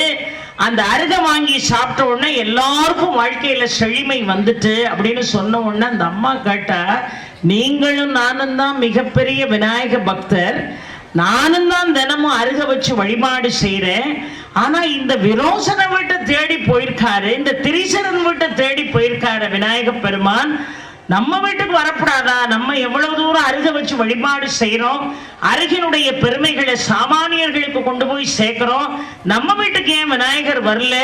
இந்த அருகால நம்ம வாழ்க்கையும் உயர்ந்திருக்கலாம் இல்லைன்னு கேட்டா. உடனே அவர் சொன்னாரு, கையில ஒரு அருகு எடுத்து கொடுத்து சொன்னாரு, உனக்கு இப்ப என்ன? நேர ஜனகனுடைய அவையிலிருந்து விநாயக பெருமான் தினமும் அருகு போட்டு வழிபாடு செய்யக்கூடிய இந்த கவுண்டினியர் இல்லத்துக்கு வராம நேரா திரீசரன் இல்லத்துக்கு போயிட்டாருங்கிற கவலை தானே உனக்கு? அவன் வீடெல்லாம் மாட மாளிகை கோட கோபுரமா ஆயிட்டுன்னு தானே நீ கவலைப்படுற. நீ ஒன்னும் கவலைப்பட வேண்டாம். இப்ப நான் உனக்கு ஒரு உபாயம் சொல்றேன். ஒரே ஒரு அருகம்புல்ல உன் கையில கொடுத்துருக்கேன். இந்த அருகை கொண்டுட்டு நேரா 30 முக்கோடி தேவர்களுக்கும் தலைவனாக விளங்கக்கூடிய இந்திரனுடைய அமராவதிக்கு போ. அங்க போய் நீ என்ன பண்ணு, இந்த அருகுக்கு சமமான காசை கொடுன்னு கேளு, இந்த அருகுக்கு சமமான செல்வத்தை கொடுன்னு கேளு அப்படின்னு நேர தேவலோகம் போய் இந்திரன் முன்னாடி போய் நின்று என்ன வேணும்னு கேட்டான். நான் வந்து கவுண்டினியருடைய மனைவி, கையில ஒரு அருகை வாங்கிட்டு வந்திருக்கேன், இந்த அருகுக்கு சமமான செல்வத்தை நீங்க எனக்கு கொடுக்கணும்னு இந்திரன் சொன்னா, நான் ஒன்னு கையெடுத்து கும்பிடுறேன், இங்க இருந்து புறப்பட்டு போயிரு. இந்த செல்வத்தை எல்லாம் கொடுக்கிற அளவுக்கு நம்மகிட்ட வசதி இல்லை. அதனால நீ நேரா எங்க போ, அழகாபுரிக்கு போ. அழகாபுரியில யார ஆட்சி பண்றா? குபேரன் ஆட்சி பண்றா. இந்த குபேரனுக்கு தான் தான் இந்த செல்வங்கள் எல்லாம் கொடுக்கக்கூடிய சக்தி இருக்கு. அவன் தான் சங்க நிதி பதும நிதினு பல நிதிகளை கையில வச்சுக்கிட்டு இருக்கான். அங்க போய் கேளு. அவனோட நேர குபேரனுடைய அவைக்கு வந்து இந்த அருகுக்கு சமமான செல்வத்தை கொடுங்கன்னு கேட்ட உடனே, அவ்வளவுதானே, இந்த புல்லுக்கு சமமா தானே நீ கேட்கிறன்னு சொல்லி ஒரு தராசு தட்டுல ஒரு பக்கம் இந்த அருகம்புல்ல வச்சு இன்னொரு பக்கம் ஒரு கிராம், நமக்கு புரியணுங்கிறதுக்காக சொல்றேன், அந்த 1 கிராம் தங்கத்தை வச்சா அது வாட்டுக்கு அருகம்புல் கீழே பூமியை பார்த்தே ஆழமா இருந்ததா. தராசு தட்டுல எது கீழே இருக்கும் அதுதான் வலிமையில கூடுனது இல்லையா. அந்த அருகு அப்படியே கீழே இருக்கு. அது சமப்படுத்தணும்னு அடுத்தாப்புல 1 கிலோ தங்கத்தை வச்சான், 2 கிலோ தங்கத்தை வச்சான், மாணிக்கத்தை வச்சான், முத்தை வச்சான், பவழத்தை வச்சான், அவன்கிட்ட இருந்த நிதிகளை பூரா வச்சான். கொஞ்சம் கூட அருகு இருந்த தராசு மேல வரவே இல்லை, சமமாகவே இல்லை. உடனே நேரா இந்திரன்ட்ட போயிட்டான். என்னப்பா, ஒரு அருக கொடுத்து என்கிட்ட நீ அனுப்புன, அதுக்கு சமமான செல்வத்தை அந்த அம்மா கேட்டா. இந்த அழகாபுரியில உள்ள எல்லா நிதியையும் அதுல நான் வச்சாச்சு, ஆனா இந்த அருகு இருக்கக்கூடிய அந்த தட்டு இந்த தங்கம் இருக்கக்கூடிய தட்டுக்கு சமமாவே இல்லாம அது பூமியை பார்த்தே காத்திருக்கிறதே, மிகவும் ஆழமாக இருக்கிறதே, வலிமையாக இருக்கிறதே. நான் என்ன செய்யணும்னு இந்திரன் என்ன செய்தான், தன்னுடைய அமராவதி பட்டணத்துல இருந்த அத்தனை செல்வங்களையும் கொண்டு வந்து தராசு மேல வச்சான். அப்பவும் புல்லு அது பாட்டுக்கு இருந்தது, இது மேலதான் இருக்கு, அது கீழே தான் இருக்கு. என்ன செய்யன்னு தெரியல. 30 முக்கோடி தேவர்களையும் அழைத்தார்கள். இப்ப சிவன் பிரம்மா விஷ்ணு வந்து தேவாதி தேவர்கள் எல்லாம் வந்து குபேரன் வந்து உலகத்தில் உள்ள சகல நிதிகளும் வந்து அந்த தராசு மேல ஏறி நின்றார்கள். 3 தேவர்களும் 30 முக்கோடி தேவர்களும் சிவனும் பிரம்மாவும் விஷ்ணுவும் சகலரும் அந்த தராசு தட்டு மேல ஏறி நின்றோம். அந்த அருகுக்கு அது அந்த தட்டு சமமாகவே இல்லை. அருகு ஆழமாக நின்றது. அப்ப சிவபெருமான் சொன்னாரப்பா, குபேரனாக இருந்தாலும் சரி, இந்திரனாக இருந்தாலும் சரி, இந்த உலகத்தினுடைய எத்தனை செல்வங்களை யார் யார் வைத்திருந்தாலும் சரி, ஏன் இந்த 3 மூர்த்திகளுமே வந்து இந்த தராசு தட்டின் மீது நின்ற போதும் கூட இத்தனையும் ஒரு அருகுக்கு சமமில்லை என்பதை உணர்த்துவதற்காகத்தான் கௌண்டின்யர் இந்த ஆசிரியை இங்கே அனுப்பி இருக்கிறான் என்று சிவன் சொல்லி, இப்ப இவர்கள் எல்லாரும் கூட்டமா புறப்பட்டு கௌண்டின்யர் இருக்கிற இடத்துக்கு வந்துட்டாங்க.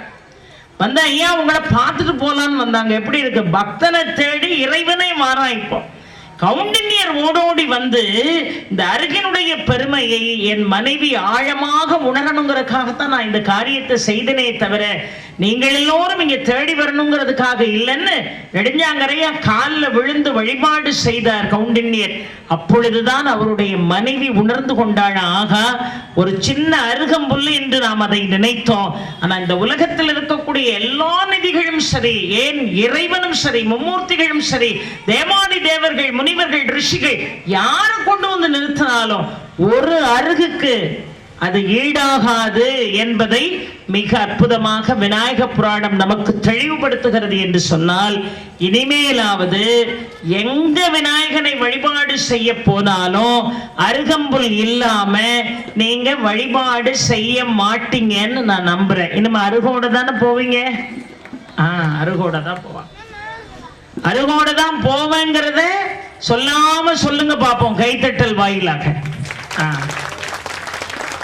ஏன்னா ஒரு விஷயத்தை ஒரு தடவை நம்ம கேட்டுட்டோம்னா அது அப்படி பசுமரத்தாணி போல மனசுல பதிய வச்சு இனிமே எத்தனை ஆண்டுகள் ஆனாலும் விநாயகரை பார்க்க போகும்போது அருகு இல்லாம நான் போக மாட்டேன் அப்படின்னு நீங்க நினைக்கணும்.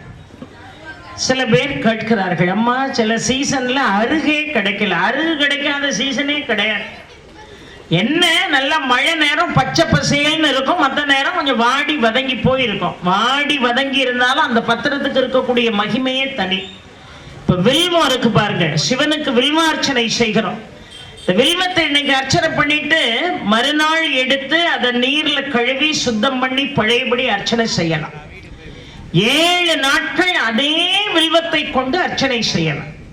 தாமரை மலரை இறைவனிடம் படைக்கிறோம், இறைவனுக்கு சாத்துக்கிறோம் தாமரை மலரை.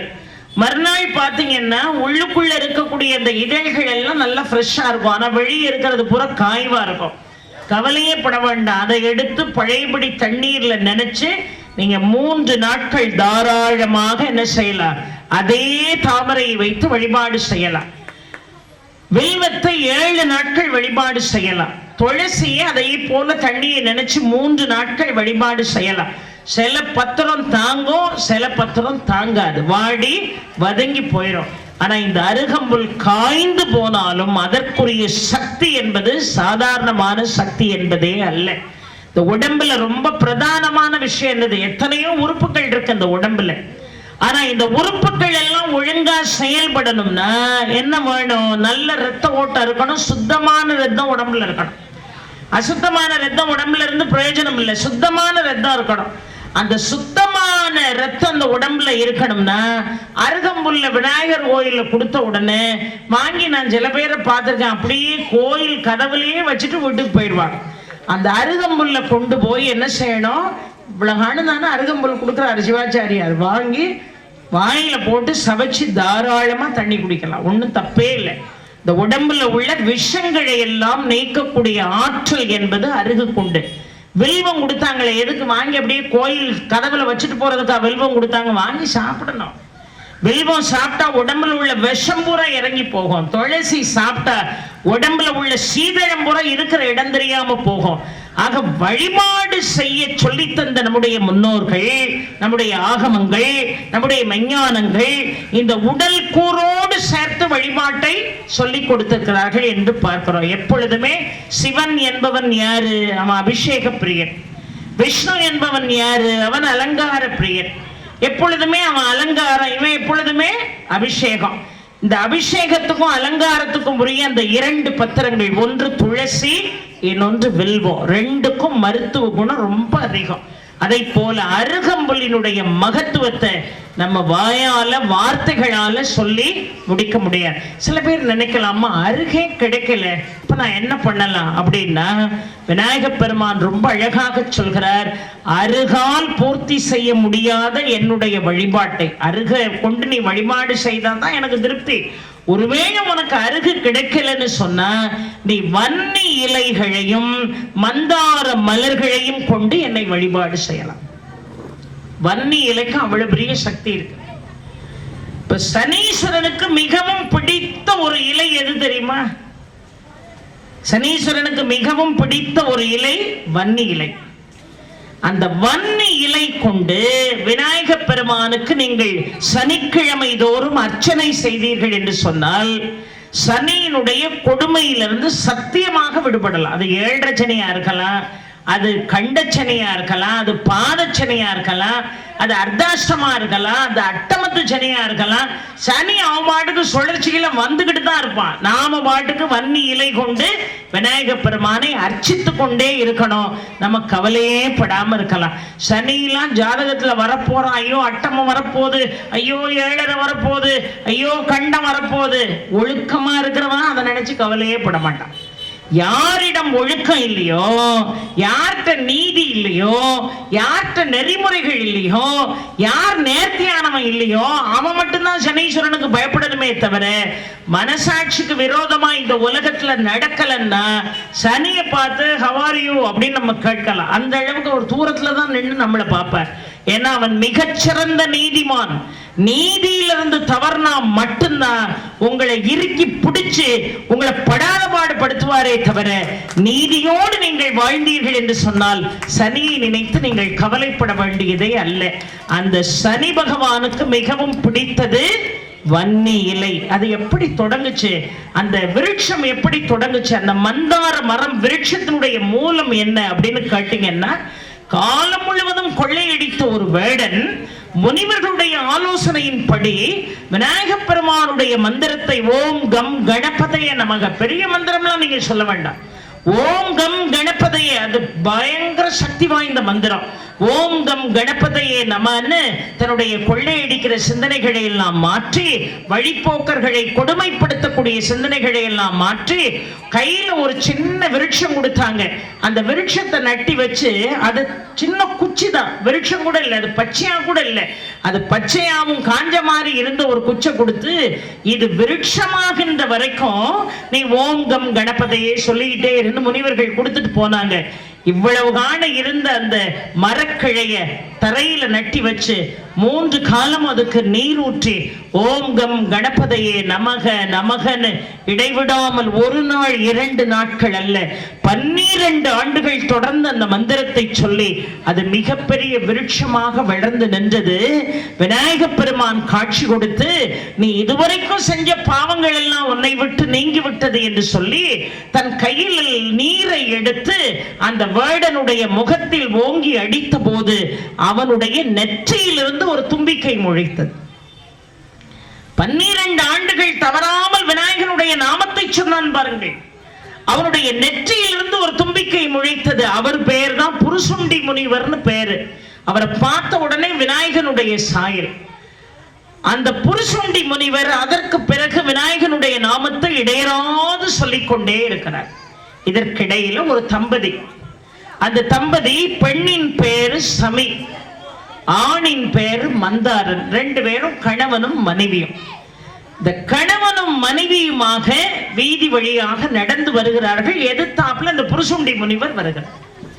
நெற்றியிலே தும்பிக்கை முளைத்த புருசுண்டி முனிவரை பார்த்த உடனே 2 பேரும் கெக்கல் விட்டு சிரிச்சான். தம்பதி சிரிச்ச உடனே அவர் கோபம் வந்துட்டு அவர் சொன்னாரு, என்ன பார்த்த உடனே உங்களுக்கு ஏன் சிரிப்பு வந்தது?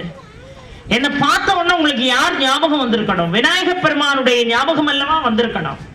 என்னை பார்த்தவுடன் சிரித்தீர்கள் பாருங்கள். இந்த நிமிடமே லௌகீகத்தை நீங்கள் இருவரும் அனுபவிக்க முடியாமல் இருவரும் மரங்களாக மாறக்கடவீர்கள்னு அந்த பெண்ணை வன்னி மரமாகவும் அந்த மந்தாரனை மந்தார மரமாகவும் மாற்றினார் புருசுண்டி முனிவர். போற பிள்ளைகளை காணும்னு இவன் யாருடைய மாணவன் என்று சொன்னால் சௌகன முனிவருடைய மாணவன். யார்? இந்த மந்தாரன். சௌகன முனிவர் உட்கார்ந்து பல ஆண்டுகளாக தவம் செய்து 2 பேரும் எங்க போனாங்கன்னு தேடி தேடி தன்னுடைய ஞானத்தினால் இருவரும் விருட்சமாக இருக்கிறார்கள் என்று தெரிந்து கொண்டு பெண்ணை பெற்றவர்களும் ஆணை பெற்றவர்களும் குருவும் எல்லாருமாக சேர்ந்து புறப்பட்டு வந்து விநாயக பெருமானுடைய பாத கமலங்களிலே விழுந்து, அப்பா வாழ வேண்டிய பிள்ளைகள் 2 பேரும் விருட்சமாக இருக்கிறார்கள், அவர்களுக்கு எப்படியாவது உயிர் கொடுத்து மீண்டும் வாழ வைக்க வேண்டும் என்று கேட்டபோது நல்லா கவனிக்கணும் இந்த இடத்தை. விநாயக பெருமான் சொன்னாரு, அப்பா நல்லா கேளு, ஒரே ஒரு விஷயம்தான், அடியார்கள் ஒரு சாபத்தை கொடுத்தாங்கன்னு சொன்னா அந்த சாபத்தை மாற்றக்கூடிய சக்தி இறைவனுக்கே கிடையாது. இறைவன் ஒரு சாபம் கொடுத்தான்னு சொன்னா அந்த சாபத்தை மாற்றக்கூடிய சக்தி அடியாருக்குண்டு. இறைவன் கொடுத்த சாபத்தை நீக்கக்கூடிய சக்தி அடியாருக்குண்டு. அடியார் கொடுத்த சாபத்தை நீக்கக்கூடிய சக்தி இறைவனுக்கே கிடையாது. அதனால புருசுண்டி முனிவருடைய காலில் போய் விழுங்கன்னாரு. புருசுண்டி முனிவர் காலில் விழுந்த உடனே நான் கொடுத்த சாபம் கொடுத்ததுதான், ஆனால் இந்த விருட்சத்துக்கென்று ஒரு தனி மகிமை உண்டு. வன்னி மரத்தின் அடியில் இருக்கக்கூடிய விநாயகனையும் மந்தார மரத்தினுடைய அடியில் இருந்து வீற்றிருந்த மந்தார மரத்தின் கீழே இருந்து அருள்பாலிக்கக்கூடிய விநாயகர், இவங்களை வழிபாடு செய்தால் வாழ்க்கையில் இவர்கள் பெற முடியாத விஷயமே கிடையாதுன்னார். உங்களுக்கு அந்த ஆப்ஷன் வேணா கொடுக்கலாம், ஆனா நீங்க கேள்வி பண்ணி சிரிச்சதுக்கு உண்டான தண்டனையை நீங்க அனுபவிச்சுதான் ஆகணும். இதுல இருந்து என்ன தெரியுது? சில வீட்டுல ரொம்ப பக்தியா இருக்கிறவங்களை பார்த்து சிரிப்பாங்க, பார்த்திருக்கீங்களா? இவளுக்கு ஒரு வேலையே இல்லை, பைத்தியம் முடிச்சுட்டு அப்படிமா 24 மணி நேரம் போய் பூஜரைக்குள்ளேயே உட்கார்ந்துருக்கா, லேசா நட்டு கழண்டுட்டு அப்படின்னு சிரிப்பாங்க. எப்பொழுதுமே வழிபாடு ஒருவன் செய்கிறான், அவனுக்கு அதுல ஆழமான நம்பிக்கை இருக்குன்னா அதை கிரிட்டிசைஸ் பண்ணக்கூடிய தகுதி நமக்கு கிடையவே கிடையாது. அவன் வழிபாடு செய்யறான்னா அவனுக்கு பிடிச்சிருக்கான், அவன் வழிபாடு செய்யறான். உனக்கும் பிடிச்சிருந்தா நீயும் உட்கார்ந்து வழிபாடு செய். தேவையில்லாம அடியார்களுடைய சாபத்தை வாங்கி கட்டக்கூடாது. ஏன்னா இறைவன் கொடுத்த சாபத்தை நீக்கக்கூடிய ஆற்றல் அடியார்களுக்கு உண்டு. அடியார்கள் கொடுத்த சாபத்தை நீக்கக்கூடிய சக்தி இறைவனுக்கு இல்லை என்று விநாயக புராணம் தெளிவாக சொல்கிறது. அதனால நீங்க 2 பேரும் மரமாவே தான் இருப்பீங்க. ஆனால் இந்த மரங்களுக்கு கீழே இருந்து அருள்பாலித்துக் கொண்டிருக்கக்கூடிய விநாயக பெருமான் உங்களுக்கு கேட்டவுடன் கேட்ட வரங்களை வாரி வழங்குவான். அதனாலதான் சமிங்கிறது யாரு? அந்த வன்னி மரம் இல்லையா? காட்டுக்குள்ள நிறைய இடத்துல வன்னி மரம் இருக்கும். நிறைய பேரு வன்னி மரம்னு தெரிஞ்சிட்டுன்னு சொன்னா அதுல உள்ள இலைகளை எல்லாம் பறிச்சுட்டு வந்து சனீஸ்வரனுக்கு அதை அர்ச்சனை பண்ணாலோ இல்ல விநாயக பெருமானுக்கு அந்த வன்னி இலை கொண்டு அர்ச்சனை செய்தாலோ அது எவ்வளவு பவர்ஃபுல்ங்கிற விஷயம் தெரிஞ்சவன் அந்த வன்னி மர இலைய பறிக்க போவான். தப்புன்னு போய் மரத்துல போய் உடனே without the permission of the விருட்சம் நீங்க தொற்றப்படாது. அந்த வன்னி கிட்ட பர்மிஷன் கேட்கணும். அந்த வன்னி யாரு? அவதான் சமி. சமி என்கின்ற கன்னி தெய்வம் அவ. ஏன்னா அவ கல்யாணம் பண்ணாலே தவிர ரெண்டு பேரும் இணைந்து வாழவே இல்லை. அந்த கன்னி தெய்வம், அந்த கன்னி தெய்வம் அந்த வன்னி மரத்துல இருக்கிறதுனாலதான் இந்த கிராமத்திலையும் சரி, அது கோடீஸ்வர நகரா இருந்தாலும் சரி, நம்ம புழங்கக்கூடிய எந்த இடமா இருந்தாலும் சரி, அங்க வன்னி மரம் இருந்தால் ஆகா அம்மா சொன்னாங்களே இந்த வன்னி இலையை எடுத்து போட்டு விநாயகருக்கு அர்ச்சனை பண்ணா கேட்டதெல்லாம் கிடைக்கும் நாங்களேன்னு டப்புன்னு கிளைய முறிச்சிடக்கூடாது. பன்மடங்கு சாபம் வந்து சேர்ந்துடும். அந்த கன்னியிடம் உத்தரவு கேட்டுக்கொண்டு நீங்க எங்க போனாலும், இப்ப நான்லாம் பாத்தீங்கன்னா கார்ல எங்க போனாலும் ஒரு சூடர் டப்பாவை போட்டு வச்சிருப்பேன். ஒரு தீப்பெட்டி எப்பவும் காருக்குள்ள கிடக்கும்.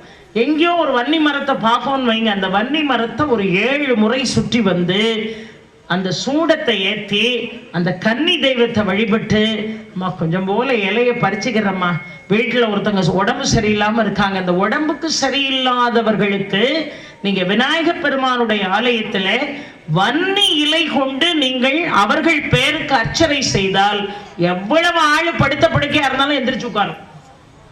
சத்தியம், என் வாழ்க்கையில எல்லாம் அப்படி நடந்திருக்கு. நடந்ததை தான் நான் சொல்றேன், கற்பனையாவே நான் எதை. டாக்டர் சாலை கைவிடப்பட்டவர்கள் எல்லாரும் இன்னைக்கு எழுந்து நல்லா உட்கார்ந்து வீட்டுல டிவி பார்க்காங்கன்னு சொன்னா அது யார் கொடுத்த வாழ்க்கை பிச்சை தெரியுமா? விநாயகப் பெருமான். அதுக்கு உங்க கையில இருக்க வேண்டிய விஷயம் என்ன தெரியுமா? வன்னி இலை. அந்த வன்னி மரத்தை போன உடனே டப்புன்னு தொற்றப்படாது. 7 முறை வலம் வந்து அந்த வன்னி இலை, அந்த வன்னி மரத்தை தெய்வமாக இருக்கக்கூடிய கன்னி தெய்வமாக இருக்கக்கூடிய சமீனுடைய உத்தரவை பெற்று சூடம் தீபதூபம் காட்டி அதற்கு பிறகுதான் அந்த மரத்துல கை வைக்கணும். அதுலயும் ஆணும் பெண்ணுமாக சேர்ந்து ஒரு இடத்துக்கு போறோம். இப்ப என் கூட யார் வருவா? எனக்கு துணைக்கு எங்க டிரைவர் வருவார். நான் டப்புன்னு கிளையை பிடிச்சு இழுத்துறப்படாது, டிரைவரை வச்சு அந்த கிளையை பிடிச்சு இழுக்கணும். அப்படியே நாளும் அன்னைக்கு அவர் எந்த விதமான அசுத்தங்களிலும் தன்னை ஆட்படுத்தி இருக்கக்கூடாது. அது ரொம்ப முக்கியம். அது ரொம்ப முக்கியம். வர்ற வழியிலே என்னென்னலாம் சாப்பிடக்கூடாதோ அவ்வளத்தையும் சாப்பிட்டு வயிறை நிரப்பி வச்சுக்கிட்டு வன்னி மரத்தெல்லாம் தொடப்படாது. அது சரியான முறையில் இருந்தால் மட்டும்தான் அதை டச் பண்ணக்கூடிய உரிமை நமக்கு இருக்கிறது. அதை போல மந்தார மரத்தினுடைய அந்த மந்தார மலர்களை கொண்டு விநாயகப் பெருமானுக்கு அர்ச்சித்தால் அவ்வளவு ஒரு சிறப்பு. அதுக்கு ஒரு உதாரணம் சொல்றேன். பெரிய விரதன் என்று ஒரு மன்னன் இருந்தான். அவனுக்கு 2 மனைவி, கீர்த்தி பிரபை என்று 2 மனைவி. இந்த கீர்த்தியை கைவிட்டுட்டு பிரபை கூட வாழ்ந்தான் மன்னன். பிரபை ரொம்ப அழகா இருப்பாள். அவ கூட வாழ்ந்து அவளுக்கு ரொம்ப அழகா பத்மநாபன் என்று ஒரு குழந்தை பிறந்து பாஞ்சால மன்னனுடைய மகளுக்கு தன்னுடைய மகனை திருமணம் செய்து கொடுத்தார். யாரு? 2வது மனைவி. பிரியவரதனுடைய 2வது மனைவி அவனுக்கு பிறந்த பத்மநாபனை பாஞ்சால தேசத்து மன்னனுடைய மகளுக்கு திருமணம் செய்து கொடுத்தார். ஆனா கீர்த்திக்கு குழந்தையே இல்லை. மன்னன் வீட்டுல சம்பந்தம் வச்சிருக்கோம்னு சொல்லிட்டு ஒரு பெரிய ஒரு கெத்து அந்த அம்மாவுக்கு. கணவனை மூத்த மனைவியினுடைய இல்லத்திற்கு செல்ல விடாமல் பார்த்து கொண்டாள். ஒரு நாள் தேடி வாரா அந்த மூத்த மனைவி கணவனை தேடி. இவ என்ன செய்தா தெரியுமா? கணவன் முன்னிலையிலேயே அவனுடைய மூத்த மனைவியை இவள் காலால எட்டி உதைச்சா. உன்னை யார் இங்க வர சொன்னான்? அவன் நினைச்சா இதுக்கு மேல நம்ம உயிரோடு இருக்க கூடாது. அவன் எட்டி உதைச்சதுல கூட இவளுக்கு வருத்தம் இல்லை.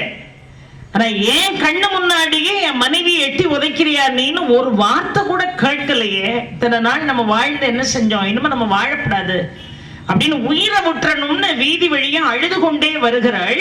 முக்காலமும் உணர்ந்த ஒரு ஞானி எதிர்கொண்டு வந்து, பெண்ணே நீ ஏன் அழுகிறாய்? உனக்கு எவ்வளவு வாழ்க்கை இன்னும் காத்திருக்கு, வாழ்க்கையை முடிக்கணும்னு நினைக்கிறிய அப்படின்ன உடனே என்ன நம்ம மனசுல நினைச்சதை இவர் இப்படி சொல்றாரு அப்படின்னு சுவாமி நான் என்ன பண்ணணும்னு கேட்டா, நீ ஒண்ணுமே செய்ய வேண்டாம், நீ வன்னி மரத்தின் கீழே அமர்ந்திருக்கக்கூடிய விநாயகனையோ இல்ல மந்தார மரத்தின் கீழே அமர்ந்திருக்கக்கூடிய விநாயகனையோ இல்ல அரச மரத்துக்கு கீழே அமர்ந்திருக்கக்கூடிய விநாயகனையோ விருட்சத்தின் கீழ் இருக்கக்கூடிய விநாயகனுக்கு அருகம்புல் கொண்டு வழிபாடு செய், உன் வாழ்க்கை மாறும். இந்த பெண்ணு அருகம்புல் கொண்டு தினமும் வழிபாடு செய்தா. ஒரு நாள் சோதனைக்கு அருகம்புல்லே இல்லை. அருகம்புல் இல்லைன்ன உடனே அப்பா எப்படிப்பா வழிபாடு செய்யறதுன்னு, அவளும் மன்னனுடைய மனைவி இல்லையா, பணிப்பெண்கள் எல்லாம் என்ன செய்தார்கள், அம்மா இன்னைக்கு வன்னி இலை கிடைச்சதுமா, அதை வேணா வச்சு வழிபாடு பண்ணுங்களேன்னு ஏதோ ஒரு பத்திரத்தை கொண்டு வந்து என் கையில கொடுத்து அந்த இலையை வச்சு வழிபாடு செய்யன்னு சொல்றீங்களே, இல்லம்மா அருகு கிடைக்கல, இதை வந்து நீங்க வச்சு வழிபாடு செய்யுங்க, இதை அருகா நினைச்சு நீங்க வழிபாடு செய்யுங்கன்னு அந்த வன்னி பத்திரத்தினுடைய வேல்யூவேஷனே தெரியாம கொண்டு வந்து கொடுத்தாங்க. அந்த வன்னி இலை கொண்டு விநாயகனை அர்ச்சனை செய்தாள். ஆனாலும் திருப்தி இல்லை. அருகில்லாத வழிபாட்டை நான் ஏற்றுக்கொள்வதில்லை என்று விநாயக பெருமான் சொல்லியிருக்காரு. இன்னைக்கு அருகு கிடைக்கலேன்னு அழுதுகிட்டே படுத்தார். கனவுல விநாயக பெருமான் சென்று, பெண்ணே அருகில்லாமல் என்னை வழிபாடு செய்து விட்டோம் என்று மனக்குறையோடு தூங்குகிறாயா, கவலைப்படாதே, என் தலையை பார் என்று சொன்னாராம். தலையில் அந்த வன்னி இலையை செருகிட்டு வந்து நின்றார். வன்னி இலையை சொருகிட்டு வந்து நின்று காட்சி கொடுத்தார். உன்னுடைய வாழ்க்கை மாறும். உன்னுடைய முதல் பகுதியை போல அல்ல உன் இரண்டாம் பகுதி வாழ்க்கை அப்படின்னு சொன்னாரு. அந்த பெண் நம்பிக்கையோடு விநாயகனை வழிபாடு செய்தாள். எப்பவுமே உப்பு தின்னவே என்ன செய்யணும், தண்ணி குடிக்கணும். பாவம் செஞ்சவனுக்கு கண்டிப்பாக தண்டனை உண்டு. பாவத்தில இருந்தெல்லாம் யாரும் மீள முடியாது, தண்டனை உண்டு. இப்ப இரண்டாவது மனைவிக்கு மிக கொடுமையான தோல் நோய் வந்தது. தோல் நோய் வந்த உடனே இரண்டாவது மனைவியை விட்டுட்டு மனைவிட்ட வந்துட்டான். வந்து அவர்கள் இருவரும் மகிழ்ச்சியாக வாழ்ந்து அவனுக்கு ஒரு குழந்தை பிறந்தது.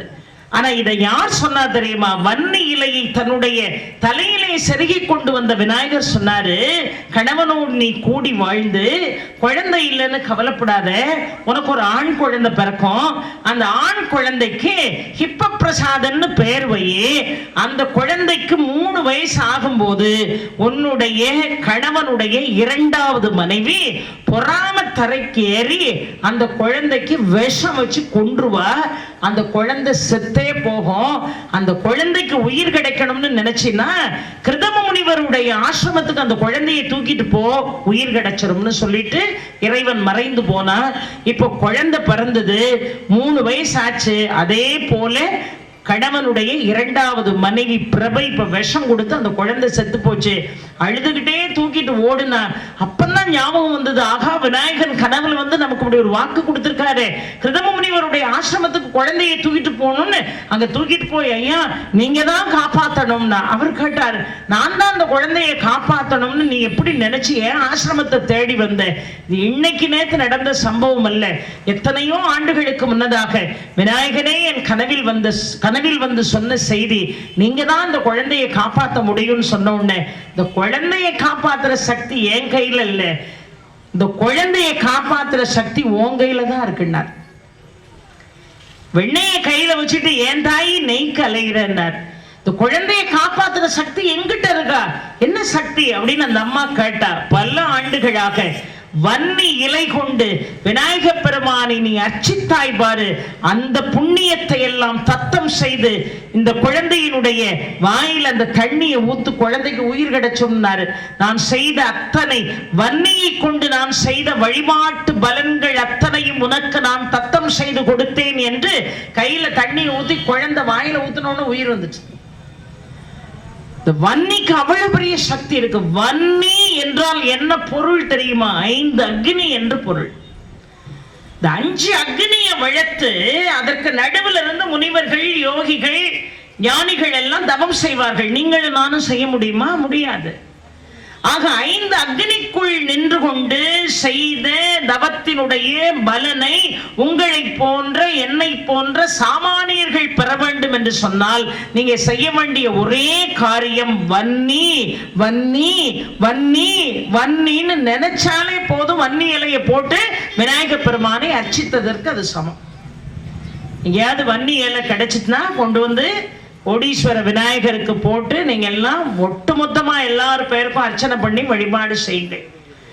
முன்னாடி எல்லாம் நான் நிகழ்ச்சிக்கு போற காலத்துல இப்பதான் ரோடெல்லாம் ரொம்ப அகலப்படுத்தியிருக்காங்க. அப்போ கோவில்பட்டியில இருந்து சாத்தூர் வர்றவங்களுக்கு தெரியும், அங்க ஒரு வன்னி விநாயகர் இருக்காரு சாத்தூர்ல, ரோட்டு மேல இருக்கும். அப்போ இப்போ வீதி பெருசாக்கணும்னு அவர் கொஞ்சம் உள்ள போயிட்டார். அந்த வன்னி விநாயகர்கிட்ட போய் சத்தியமா சொல்லிட்டு போறேங்க, அந்த வன்னி விநாயகர்கிட்ட போய் எவ்வளவு ஒரு 11th ஹவர்னு சொல்லுவாங்கல்ல, இதுக்கு மேல எனக்கு வாழ்க்கையே இல்லை, இதோட என் கதை முடியுதுங்கிற நிலைமை இருந்தா கூட அந்த நிலைமையை மாற்றக்கூடிய சக்தி அந்த சாத்தூர் வன்னி விநாயகருக்கு உண்டு. அது பழமையான ஒரு ஆலயம். அந்த விருட்சத்தை பார்த்தாலே உங்களுக்கு தெரியும் ரொம்ப பழமையானது. அந்த வன்னி இலைக்கு அவ்வளவு பெரிய ஒரு சக்தி என்பது இருக்கிறது. அதை போல மந்தார மலரை கொண்டு விநாயகப் பெருமானை வழிபட்டால் சகல சௌபாகியமும் மங்களமும் நம்மை வந்து சேருமாக.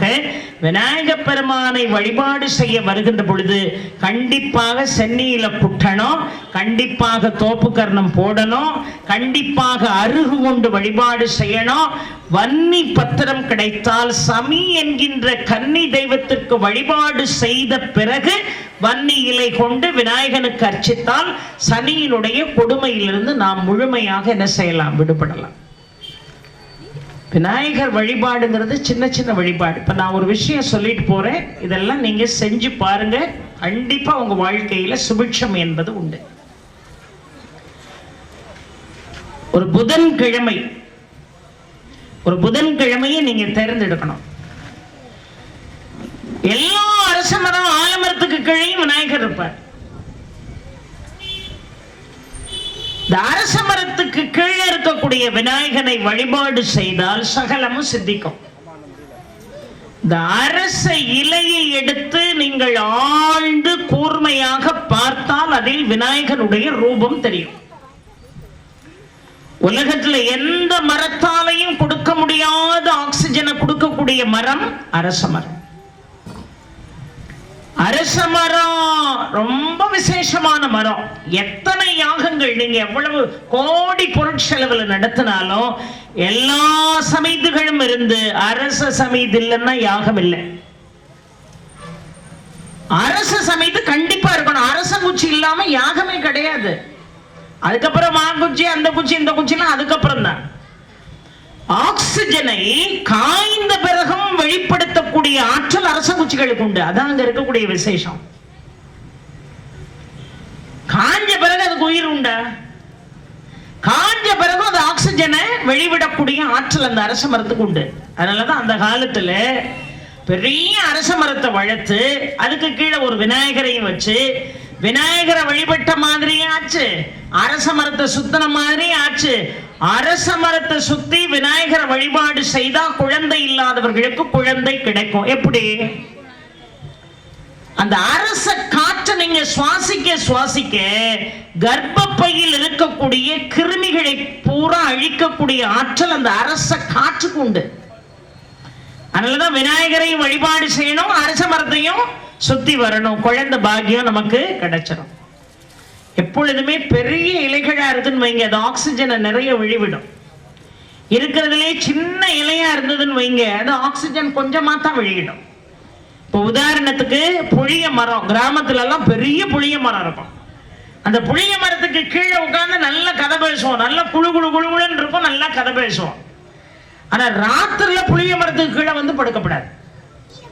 பொதுவாகவே ராத்திரில எந்த மரத்துக்கு கீழே வந்து படுக்க கூடாது, கார்பன் டை ஆக்சைடு அது வெளியிடும். ஆனால் இரவு நேரத்திலும் ஆக்சிஜனை வெளியிடக்கூடிய ஒரே விருட்சம் எது என்று கேட்டால் அரசு. இந்த புளிய மரத்துக்கு கீழே கிராமத்துல பார்த்திருக்கீங்களா? சொல் பேச்சு கேட்க மாட்டான். புளிய மரத்தை சுத்தி பெரிய திண்ணை கட்டி போட்டிருக்கும். நம்ம ஆளு கும்பா நிறைய நல்ல கஞ்ச மூக்கு முட்டை குடிச்சிட்டு சுண்ட குழம்பு வச்சு துண்டை உதறி அங்க வந்து படுத்துருவான். புளிய மரத்துக்கு கீழே நல்ல ஜில்லு ஜில்லுன்னு காத்து வருமா, சாப்பிட்ட சாப்பாட்டுக்கும் அதுக்கும் எப்படி இருக்கும், படுத்துவான். ராத்திரி 2 மணிக்கு பார்த்தீங்கன்னா கழுத்தை வந்து ஒரு பையன் இறுக்கி பிடிப்பான். இறுக்கி பிடிச்சவொன்னு ஐயோ புளிய மரத்துல தான் பேய் இருக்கும்னு சொல்லுவானுங்கன்னு அலறி அடிச்சுட்டு ஓடுவான். அதுக்குன்னே ஒரு கோடாங்கி அந்த ஊர்ல இருப்பார். இந்த ஊர்ல யாராவது கோடாங்கி இருந்தா என் மேல வருத்தப்படப்படாது. நான் அந்த ஊர் கோடாங்கியை தான் சொல்றேன். நேரா கோடாங்கிட்ட போய் என்ன ஆச்சுன்னு போச்சா புளிய மரத்துல பல வருஷமா இருந்த பேய் இந்த பயில பிடிச்சுக்கிட்டு கோடாங்கி அடிச்சு அடிச்சு வேப்பலையை அடிச்சு அடிச்சு அந்த பேயை விரட்டுற அழகை நீங்க பார்க்கணுமே. கிராமத்துல ஜாலியா இருக்கும். அதெல்லாம் அங்க ஒண்ணும் பேயும் கிடையாது, ஒண்ணும் பிசாசும் கிடையாது.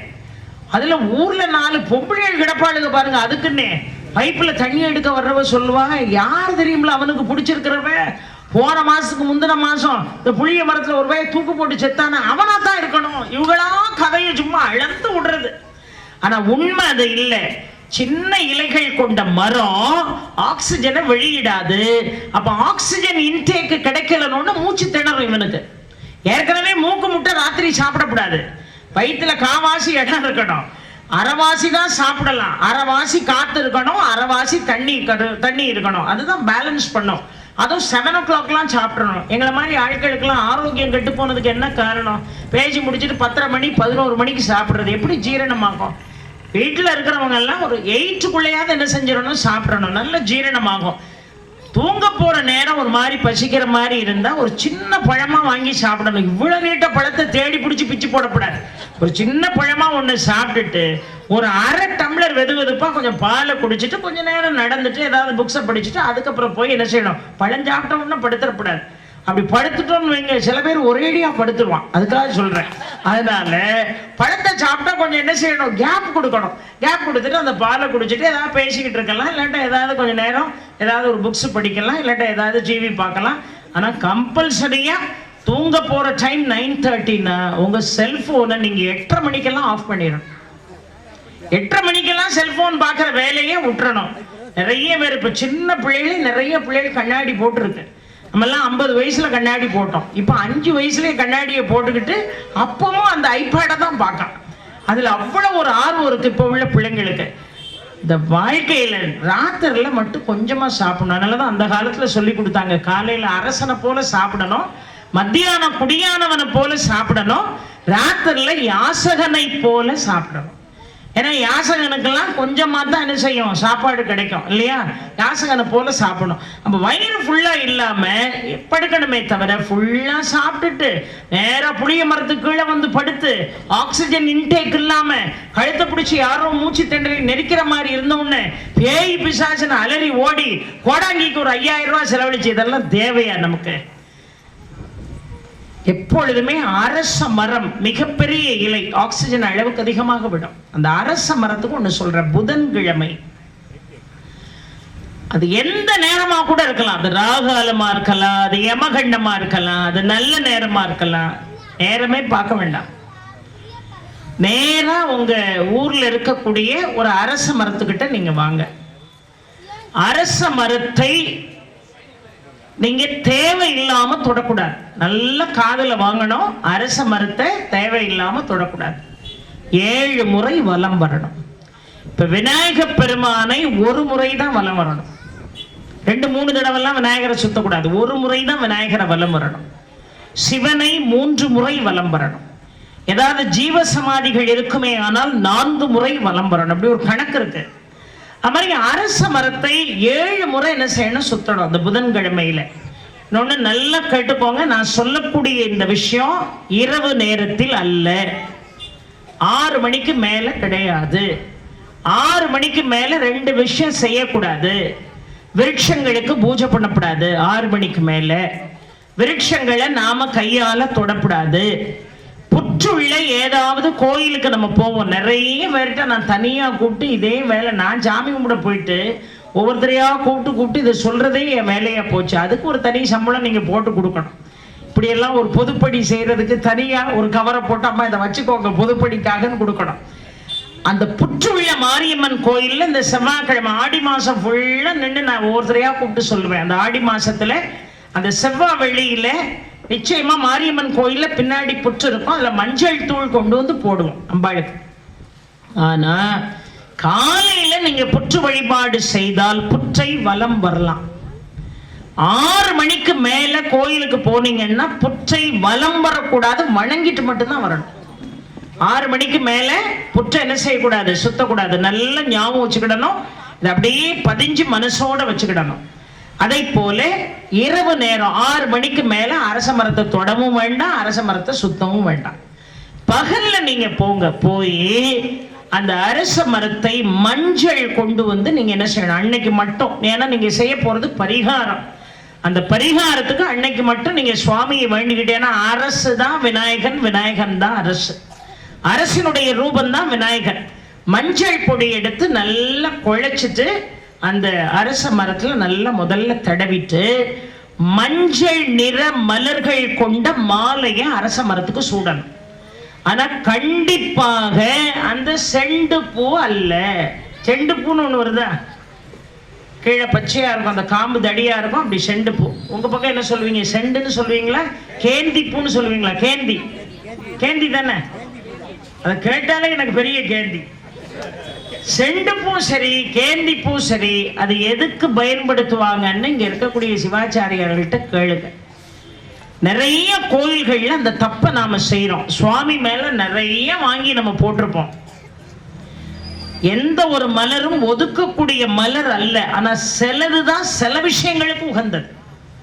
சில ஆகர்ஷணங்களை நீங்கள் பெற வேண்டும் என்று நினைத்தால் சில விஷயத்தை அவாய்ட் பண்ணி தான் ஆகணும். அந்த செண்டுப்பூ வேற காரியத்துக்கு நீங்க என்ன செய்யலாம், பயன்படுத்தலாம். சுவாமி மேல அதை என்ன செய்யக்கூடாது, போடக்கூடாது. இப்போ மஞ்சள் கலர் மலர்னா, இப்போ அரளி இருக்கு, மஞ்சள்ல இருக்கு அரளி. எல்லார் வீட்டு வாசல்லையும் அந்த மஞ்சள் கலர் அரளி இப்ப எல்லாரும் வச்சிருக்கீங்க. அத மாதிரி ரொம்ப அழகா செவந்தி பூ போடலாம். மஞ்சள் கலர்ல இருக்கக்கூடிய மலர் மாலையை அதுல என்ன செய்யணும், கட்டணும். மலர் மாலையை கட்டிட்டு உங்களுக்கு என்ன வேண்டுதல் வேணுமோ அந்த வேண்டுதலை அந்த அரச மரத்து முன்னாடி இருந்து மனசார சொல்லணும். மனசார நீங்க சொல்லிட்டு அந்த அரச மரத்திலிருந்து 9 இலைகள் பறிக்கணும். 9 இலைகள் பறித்து அந்த 9 இலையை வீட்டுக்கு கொண்டு வரணும்.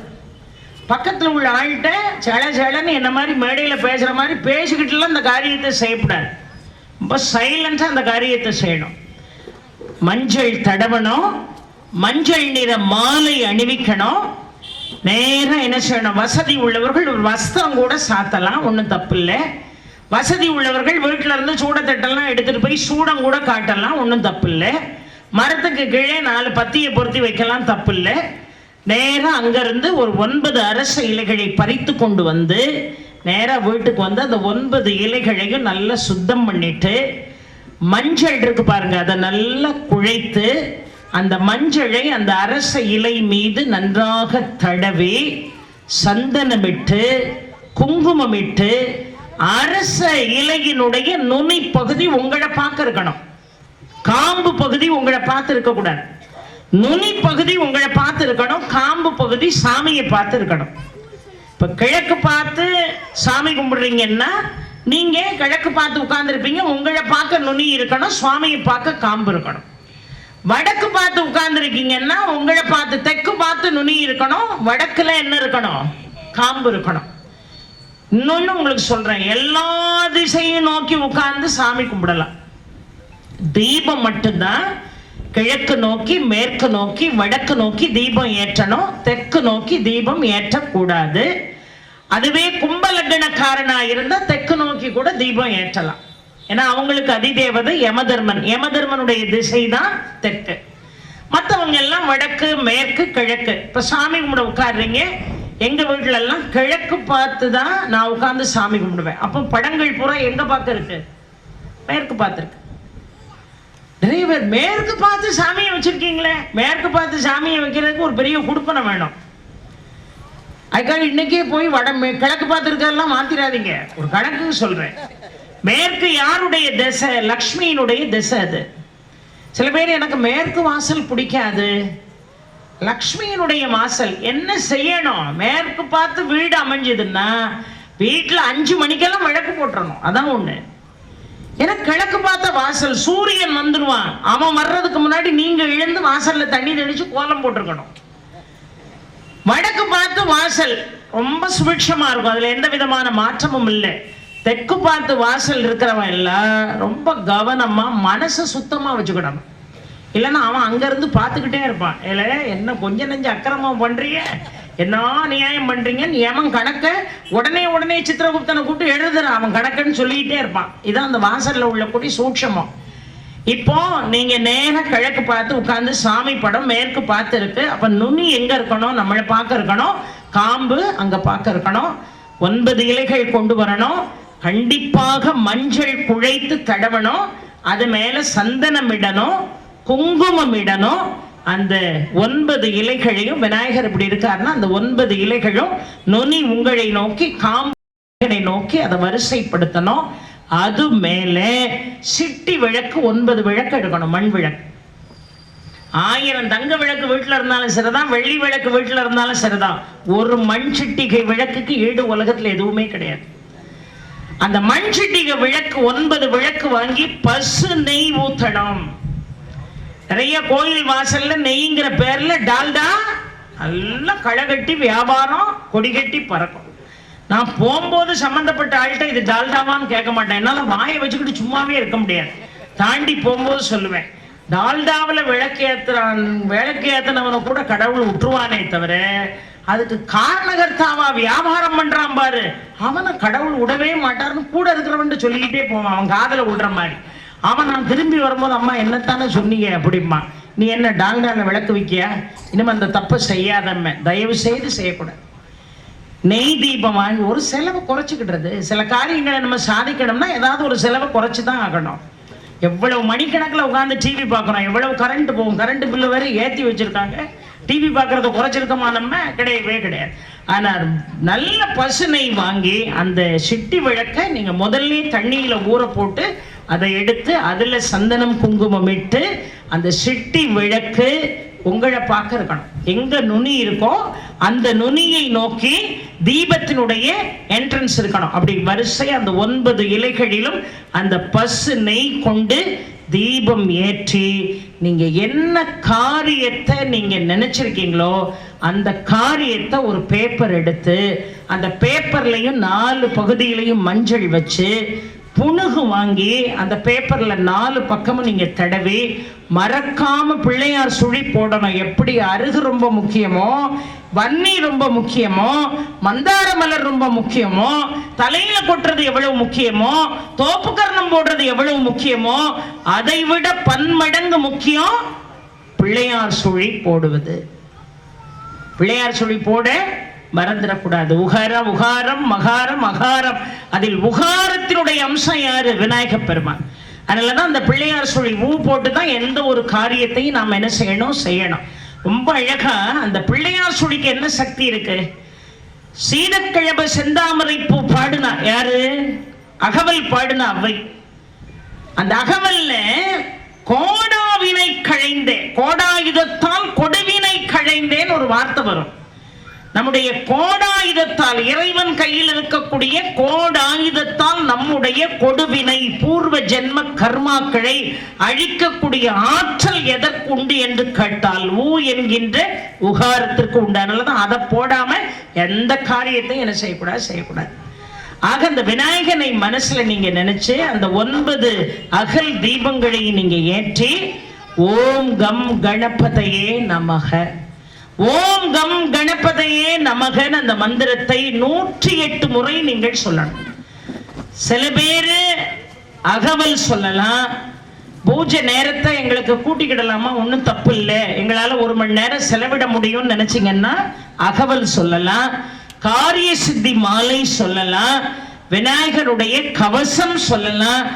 ஒண்ணுமே எங்களுக்கு தெரியாது என்ன சொல்லலாம்? ஓம் கம் கணபதையே நமக சொல்லலாம். இல்ல ஓம் ஸ்ரீம் ஹ்ரீம் க்ளீம் க்ளௌம், ரொம்ப அழகா வரவரத சர்வ ஜனமே வசமானய ஸ்வாகா சொல்லலாம். இதெல்லாம் எங்களுக்கு சொல்ல தெரியாதுமானா கணபதையே நமக, ஓம் கம் கணபதையே நமக. பிரணவம் இல்லாம எந்த மந்திரமும் சொல்லப்படாது. அல்ல ஓம் கம் கணபதையே நமகன்னு நீங்க அந்த வேண்டுதலை மனதிலே நினைத்து ஒரு வெள்ளை காகிதத்தை எடுத்து அதுல சந்தன குங்குமம் இட்டு பிள்ளையார் சொல்லி போட்டு கண்டிப்பாக நீங்கள் புணுகை தடவி அந்த கோரிக்கையை அந்த பேப்பர்ல எழுதி விநாயகனுடைய பாதத்துல வச்சு 9 புதன்கிழமைகள் நீங்கள் இந்த வேண்டுதலை செய்கின்ற பொழுது உங்கள் வேண்டுதல் நிச்சயமாக 100% சந்தேகமே பட வேண்டாம் நடக்கும். சந்தேகமே பட வேண்டாம் நடக்கும். அதை போல இன்னும் ஒரு விஷயம் சொல்றேன். இது புதன்கிழமை சொல்லியிருக்கேன். சனிக்கிழமை அப்படி இல்லைன்னா வெள்ளிக்கிழமை. ஒண்ணு வெள்ளியை தேர்ந்தெடுங்க, இல்லைன்னா சனியை தேர்ந்தெடுங்க. ஆனால் 21 வெள்ளிக்கிழமை இல்லைன்னா 21 சனிக்கிழமை இல்ல 3 மண்டலம் வரக்கூடிய வெள்ளி அல்லது சனி இல்லை 6 மாதங்கள். 6 மாதங்கள்னா கிட்டத்தட்ட 21 வாரம் வரக்கூடிய வெள்ளி ஆர் சனி 2 நாளில் ஒரு நாள் இதே மாதிரி அரச மரத்தை வழிபாடு செய்து 5 இலைகள் மட்டும் கொண்டு வரணும் வீட்டுக்கு. முதல்ல சொன்ன பரிகாரம் ஞாபகம் இருக்கா இல்லையா? 9 இலை. இப்போ 5 இலை கொண்டு வரணும்.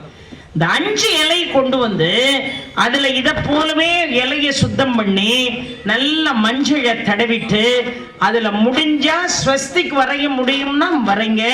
இல்லம்மா எங்களுக்கு அதெல்லாம் வரைய வராதுன்னா பிள்ளையார் சுழி பூ எழுதணும். பிள்ளையார் சுழி அந்த இலையில எழுதி அந்த அரசு நல்ல கவனிங்க. 5 இலை எடுத்துட்டு வரணும், மஞ்சள் தடவணும், சந்தனம் குங்குமம் வைக்கணும், ஸ்வஸ்திக் சின்னம் வரைய முடிஞ்சா அந்த இலை மேல எதை வச்சு சந்தனத்தை வச்சு வரையணும். அப்படி இல்லைன்னா சந்தனத்தை வச்சு பிள்ளையார் சுழி போடணும். இந்த பிள்ளையார் சுழி போட்டுட்டு ஒரு இலை மேல இன்னொரு இலை, அந்த இலை மேல அடுத்த இலை, அதுக்கு மேல அடுத்த இலை, 5 இலைகளுக்கும் ஒன்றுக்கு மேல் ஒன்றாக அடுக்கணும். ஒன்றுக்கு மேல் ஒன்றாக அடுக்கி அதுல ஒரு முழு மஞ்சளை வைக்கணும்.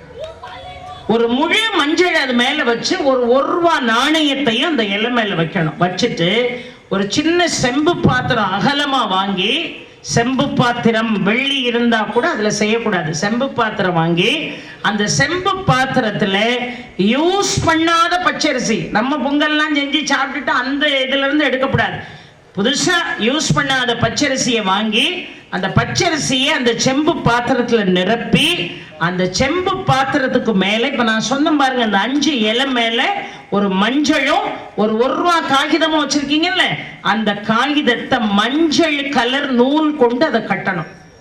மஞ்சள் கலர் நூல் கொண்டு வந்து கட்டணும். மஞ்சள் கலர் நூல் கட்டி இந்த செப்பு பாத்திரத்துல பச்சரிசி போட்டிருக்கீங்கல்ல அது மேல ஒரு 1 ரூபா காயின் போடணும். ஏன்னா அது இப்ப நம்ம எப்படி கன்சிடர் பண்றோம், அது ஒரு கலசம். கலசத்துக்கு கண்டிப்பா நாணயம் போடணும். அப்போ ஒரு 1 ரூபா நாணயத்தை அதுல போட்டு இந்த கட்டி வச்சிருக்கக்கூடிய இந்த 5 அரச இலைகளுக்குள்ளே மஞ்சள் 1 ரூபா காயின், சந்தனத்தால எழுதப்பட்ட பிள்ளையார் சுழி, மஞ்சள் தடவி சந்தனம் குங்குமம் வைத்து அதை என்ன செய்யணும், அந்த கலசத்து மேல தூக்கி வைக்கணும். இந்த அருமையான இந்த முடிச்ச தூக்கி அந்த அரிசி மேல வச்சு நீங்கள் விநாயகனுக்கு அருகம்புல் கொண்டு வழிபாடு செய்தால் நீங்கள் தொடர்ந்து நம்பிக்கையோடு வழிபாடு செய்யணும். நான் மீண்டும் சொல்கிறேன், 1 21 வெள்ளி, அப்படி இல்லைன்னா 21 சனி, அப்படி இல்லைன்னா 3 மண்டலத்திற்கு இடையே வரக்கூடிய வெள்ளி ஆர் சனி, அப்படி இல்லைன்னா 6 மாதங்கள் 21 வாரங்கள். இது நடக்கவே நடக்காது, இது முடியவே முடியாது, இது சாத்தியமே இல்லைங்கிற விஷயம் சாத்தியமாகும். சத்தியம். இதை செஞ்சு பாருங்க, கண்டிப்பாக உங்களுடைய வாழ்க்கையில் முன்னேற்றம் என்பது நிச்சயமாக உண்டு. அதை போல தேய்பிர சதுர்த்தியும் இருக்கு, நமக்கு வளர்பிர சதுர்த்தியும் இருக்கு. அந்த தேய்பிர சதுர்த்தி தான் நமக்கு சங்கடகர சதுர்த்தி. வளர்பிறை சதுர்த்தி அன்று கண்டிப்பாக எந்த மந்திரம் சொன்னாலும் சொல்லாட்டாலும் விநாயகர் அகவல் சொல்லணும். விநாயகர் அகவல் சொல்றது மட்டுமல்ல, நான் புதுமையான ஒரு விஷயத்தை சொல்லிட்டு போறேன். இந்த கோடீஸ்வரன் நகர்ல உள்ள மக்கள் எல்லாரும் நல்லா இருக்கணுங்கிற உள்ளன்போடு நான் சொல்லிக் கொண்டு செல்கிறேன். எவ்வளவு பெரிய பிரச்சனையாக இருந்தாலும் சங்கடகர சதுர்த்தி நாம வழிபாடு செய்வோம்.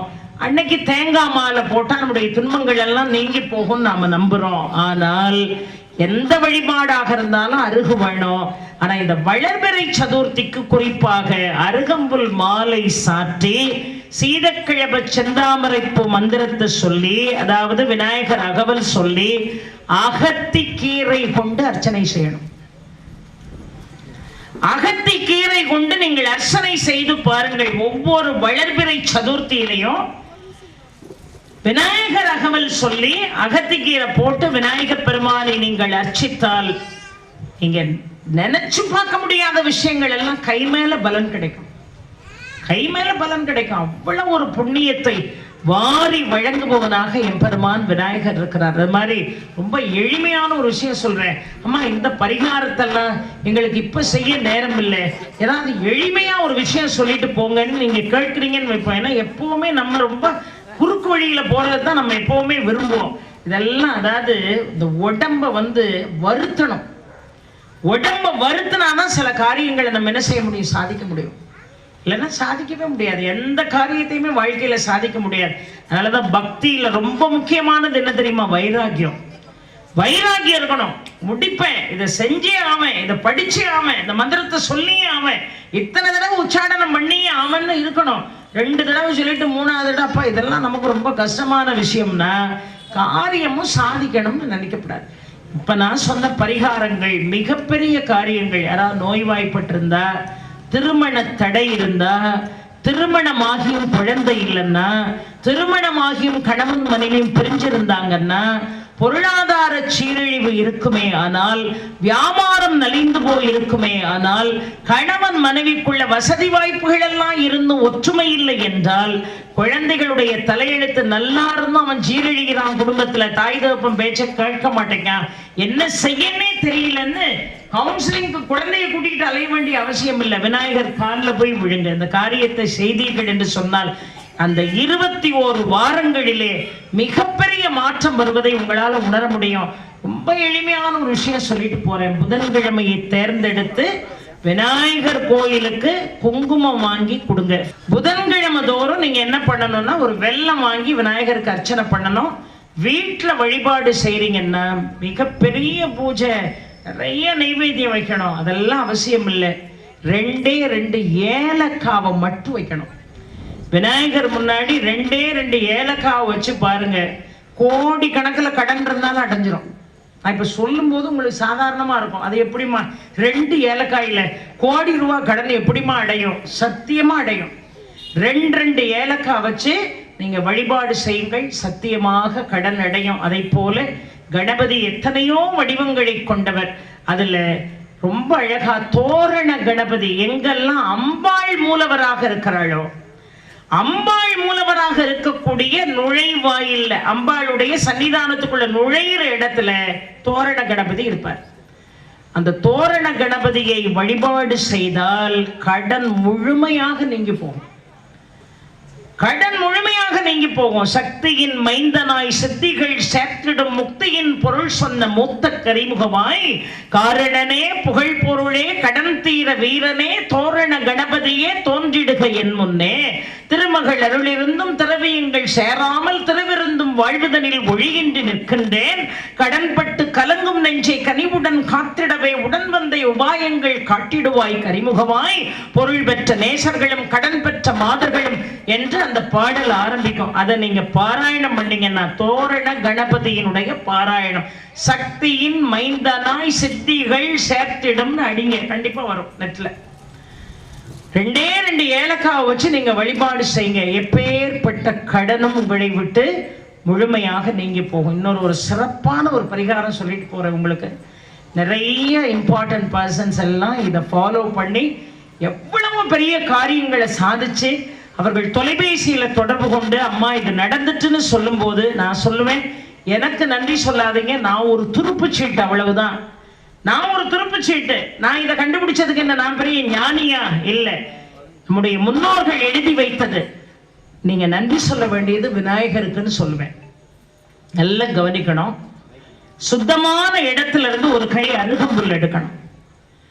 ஒரு கை அருகம்புல் எடுத்து அந்த அருகம்புல்ல நல்லா கழுவி கொஞ்ச நேரம் தண்ணீர் மடிய வச்சுட்டு அந்த அருகம்புல்ல ஒரு சின்ன ஒரு பச்சை கலர் இழையை கொண்டு அந்த அருகம்புல்ல நீங்க என்ன செய்யணும், கட்டணும்.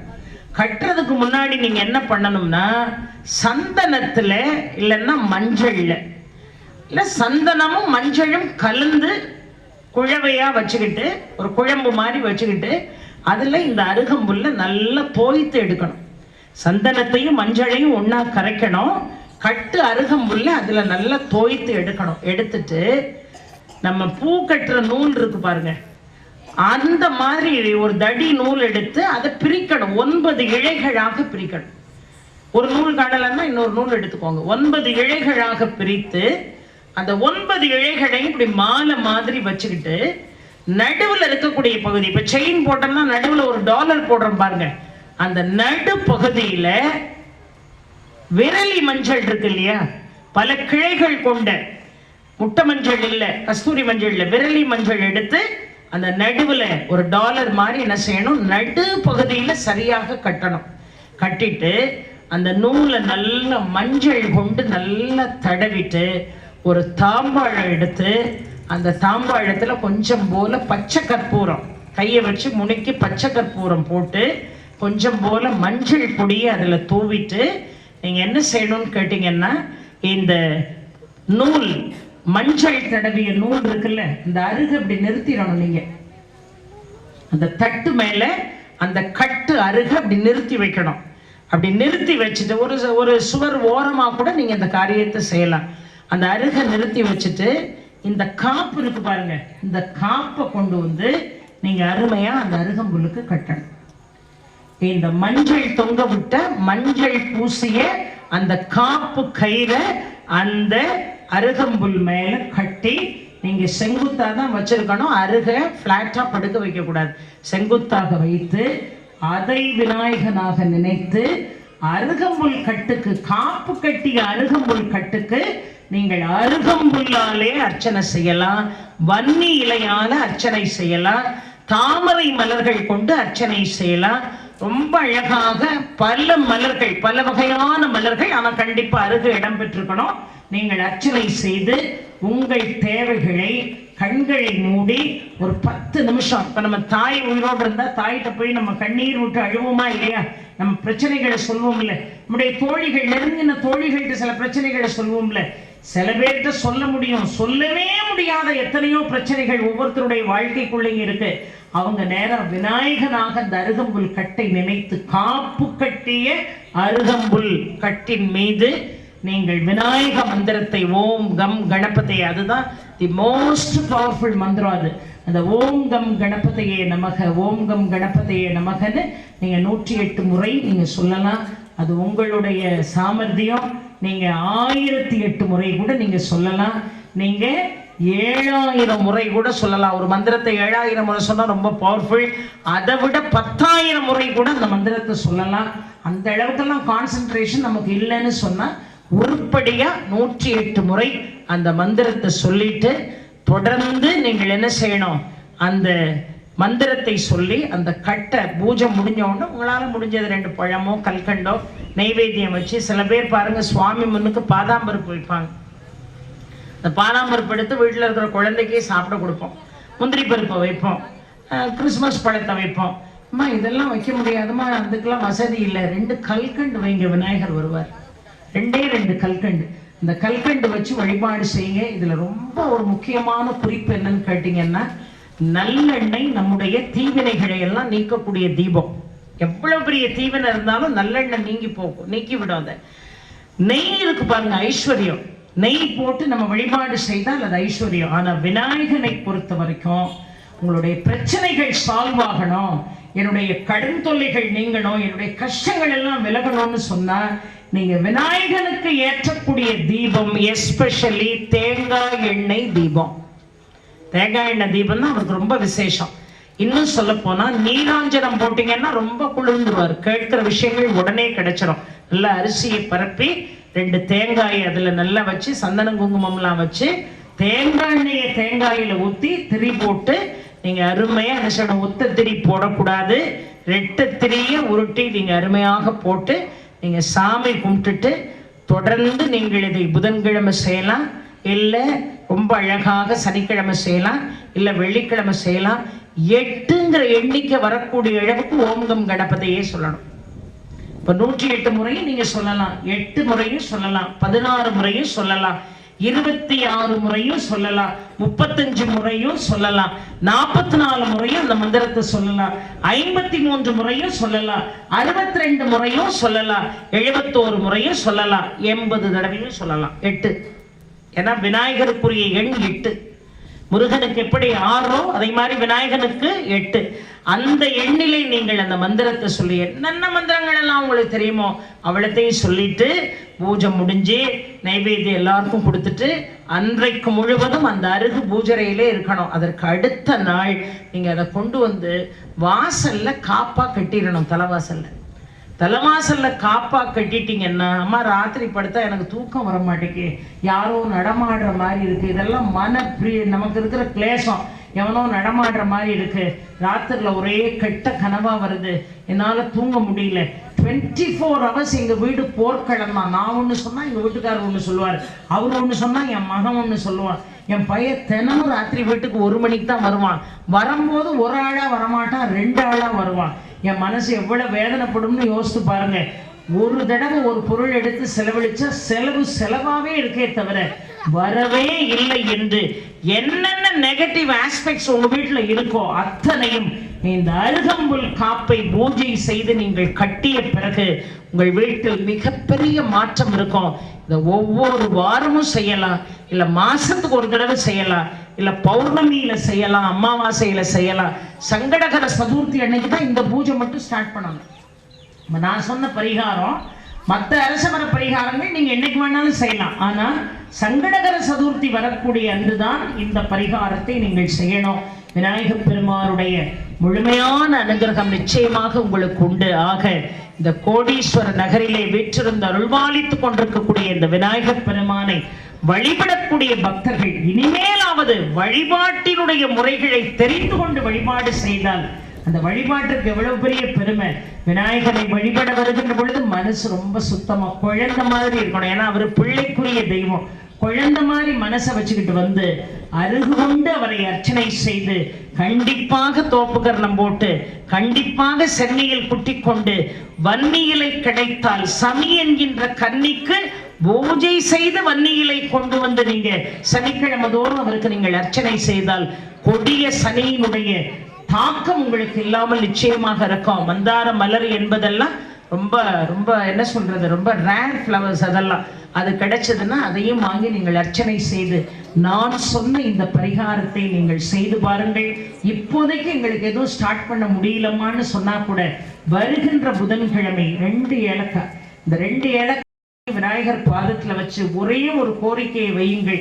அந்த கோரிக்கை அடுத்த புதன் வர்றதுக்குள்ள நிறைவேறும். அப்பேற்பட்ட சக்தி வாய்ந்த விநாயகப் பெருமானை மனதிலே சுமந்து அவருடைய நாமங்களை தழும்பேற நீங்கள் சொன்னீர்கள் என்று சொன்னால் உத்தமி புதல்வன் என்று ஒரு அழகான டைட்டில கொடுத்தது யாரு? அருணகிரிநாத சுவாமிகள்.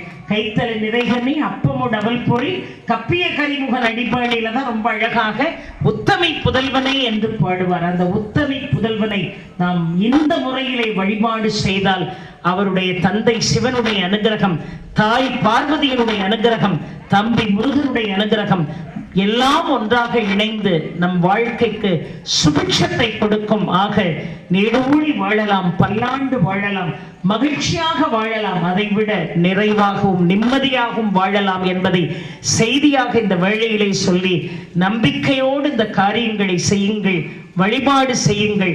நல்லது நடக்குமே ஆனால் நிச்சயமாக விநாயகனுக்கு நன்றியை சொல்லுங்கள். காலதாமதமாகுமே ஆனால் நம்பிக்கையை கைவிடாமல் தொடர்ந்து பிரார்த்தனை செய்யுங்கள்.